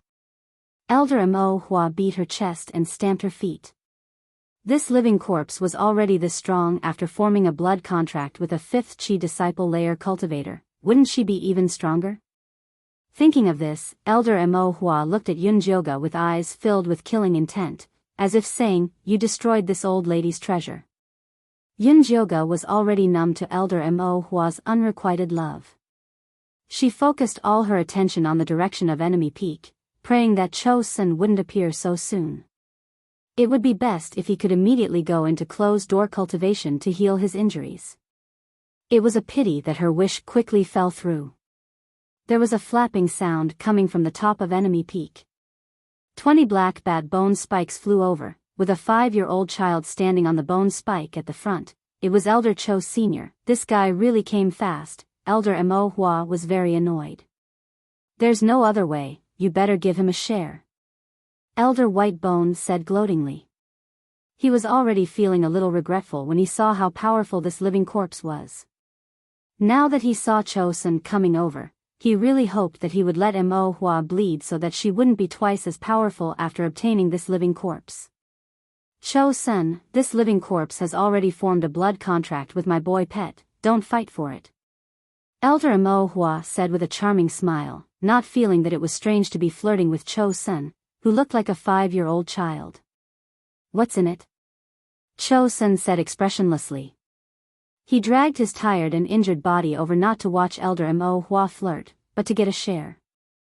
"What do you want?" Elder Mo Hua said unwillingly. 20 black bone leopard bamboo. Cho Sun demanded an exorbitant price, angering Elder Mo Hua so much that she almost vomited blood. She suppressed the anger in her heart and said, 5, the same as white bone. All right. Cho Sun also knew when to stop. One hand over the money, one hand over the goods, let's finish this quickly. Elder Mo Hua turned around and glared at Yunjioga, wanting to skin her alive. Yunjioga couldn't help swallowing a mouthful of saliva. Although Zi Shang's performance was very strong, fighting 1 against 3 was too strange. She didn't know what kind of move he would make. Hold on tight. Zi Shang secretly sent a sound transmission to Yunjioga before placing his finger on his forehead. The blood tattoos that he had hidden slowly appeared, appearing very conspicuous on his pale white skin. Blood Eye. Elder Mo Hua and Elder Whitebone both cried out in alarm before quickly retreating. Even the heaven-shattering Cho Sun didn't dare come close. This blood eye was something that only Yin corpses with special physiques could cultivate. It had a strong and terrifying curse ability. It was one of the most troublesome skills. Zi Shang wasn't a Yin corpse, so naturally he didn't have the blood eye ability, but this didn't stop him from overstepping his boundaries. When he was prepared to open the fake blood eye and give the 3 of them a real curse, a bell suddenly rang from the Yin Corp sect master's peak. That was the sound of the sect master returning. As the bell rang, an extremely pure Yin energy rushed out from the Yin energy cemetery of Yin Corp sect, separating Yunjioga from Cho Sun and the others. Yunjioga broke out in a cold sweat when she heard the bell. This sect master had always been secretive. It was said that he didn't appear even once in 10 years. Only when the 3 elders couldn't make a decision would he send a message back to solve the problem. This time in the small mystery realm, he had also sent a message to the 3 elders to find out the reason for his disappearance. He didn't expect that he would suddenly return. Go, go. Yunjioga urged. She wanted to jump off Zi Shang's back and slip away. The sect master had the right to activate the sect's protective formation. If they were really trapped here, they really wouldn't be able to escape.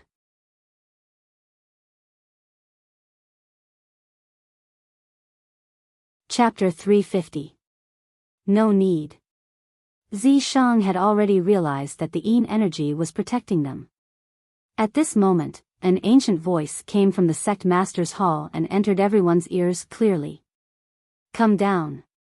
Elder Whitebone and Elder Mo Hua immediately stopped and landed in the hall without delay.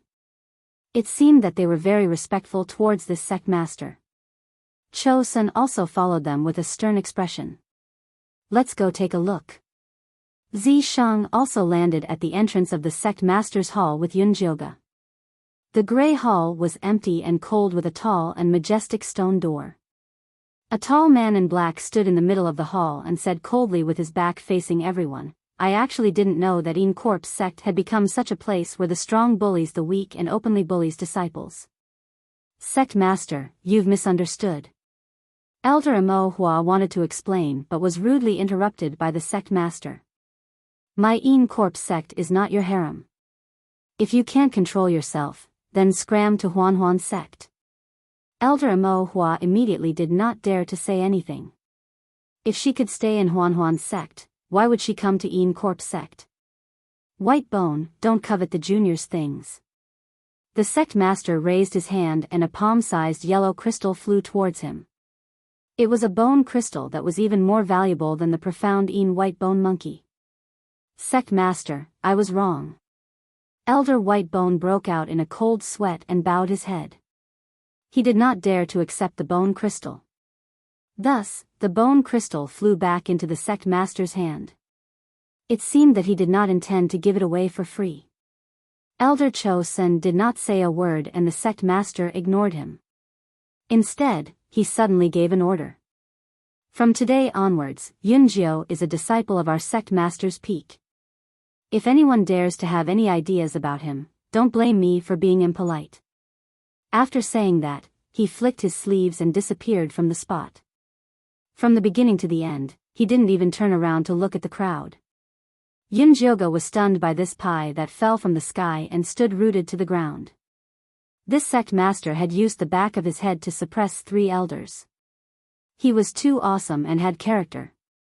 Little Yunjio is really lucky. Elder Amo Hua looked at Yunjioga eerily, then looked at Zi Shang, who was standing next to her, with a pained expression. Zi Shang took a step back and hid himself behind Yunjioga. This made Elder Amo Hua even angrier. The cooked duck had flown away. She was so angry that her teeth were about to bleed.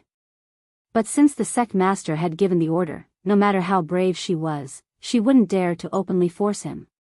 Elder Amo Hua, you flatter me. Yunjioga regained his senses and immediately returned the favor. I hope you can live up to my compliment. Elder Amo Hua fiercely threw down this sentence and left without looking back. Elder White Bones swept his gaze over Yunjioga. Although he didn't say anything, his expression clearly said, just you wait, I'll kill you one day. As for Cho Sun, he had already turned around and left the moment the sect master left. In the blink of an eye, she was the only one left in the hall. What do we do now? Yunjioga looked at Zi Shang.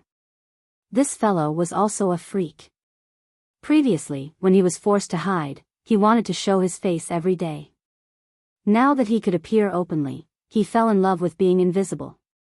Of course it's to cultivate in seclusion at the sect master's mountain. Don't show yourself before you advance to the foundation establishment stage. Zi Shang said. They had offended the 3 elders today. It was better for them to go into seclusion and lie low. Yunjioga deeply agreed with him. She remembered that Jin Chuan was the manager of the sect master's mountain. It was definitely the right choice to look for him. Just as she left the hall, she saw a tall and skinny figure appear on the mountain path. It was Jin Chuan.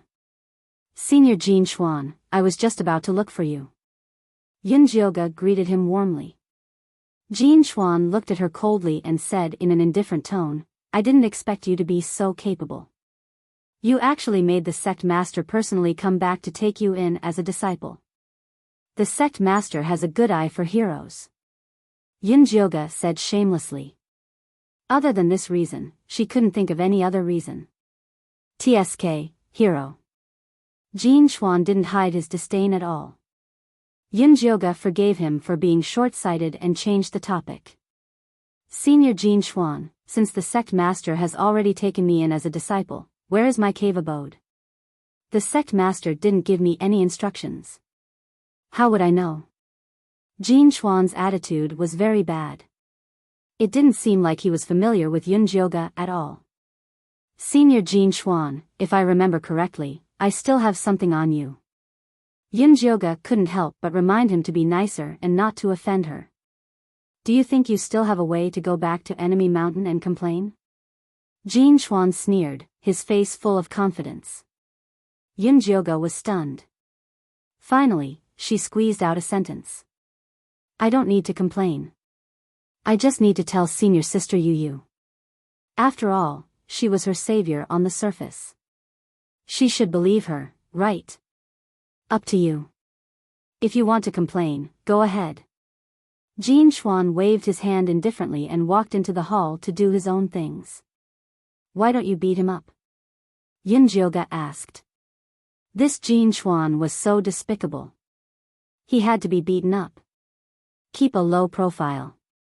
Zi Shang rolled his eyes at Yunjioga. She had just entered the sect master's mountain and she was already causing trouble. Was she afraid that others would think too highly of her? All right. Yunjioga admitted. To her, keeping a low profile was very important. Since Jin Chuan wouldn't help her arrange a cave, she would find it herself. Yunjioga did what she said. She immediately summoned the treasure-seeking scorpion and ordered, help me find a place with dense spiritual energy. I want to open a cave. All right. The treasure-seeking scorpion immediately agreed. It jumped off the ground and began to search. Yunjioga took advantage of this time to walk around the sect master's mountain. The sect master's mountain was very large, but there were very few people. There were also very few disciples. It was said that no disciple had joined the sect master's mountain in a long time. This was because once a new disciple came, no one would care about them. The sect master was not here for many years. Everything was left to the vice peak master. But this vice peak master was a strange person. He was in closed-door cultivation for many years and threw everything to his eldest disciple, Xian Ning. Xian Ning was a very loyal person. It was a pity that after he reached the late foundation establishment realm, he went out to train in order to find his own Yin corpse. It had already been 2 years, but there was no reply. If it wasn't for the fact that his soul lamp was still lit, people would have thought that he had already died. The sect master's mountain was like a group of dragons without a leader. Everyone swept the snow in front of their door, not caring about the frost on other people's roof. The new disciples were left to fend for themselves. There was no one to teach them techniques and there was no one to guide them in cultivation. The disciples that joined before had all secretly changed sects and went to other peaks. The other peaks accepted them unconditionally, making the sect master's mountain even more desolate. The sect master's mountain is this desolate, but Elder Mo Hua and Elder White Bone are still afraid of the sect master. This sect master is definitely not simple. Yunjioga had a look of sorrow. She had a very good impression of this sect master who saved her from danger. You're tuning into the Romantic Tales YouTube channel. Don't forget to subscribe and join us on this journey to catch the most captivating stories.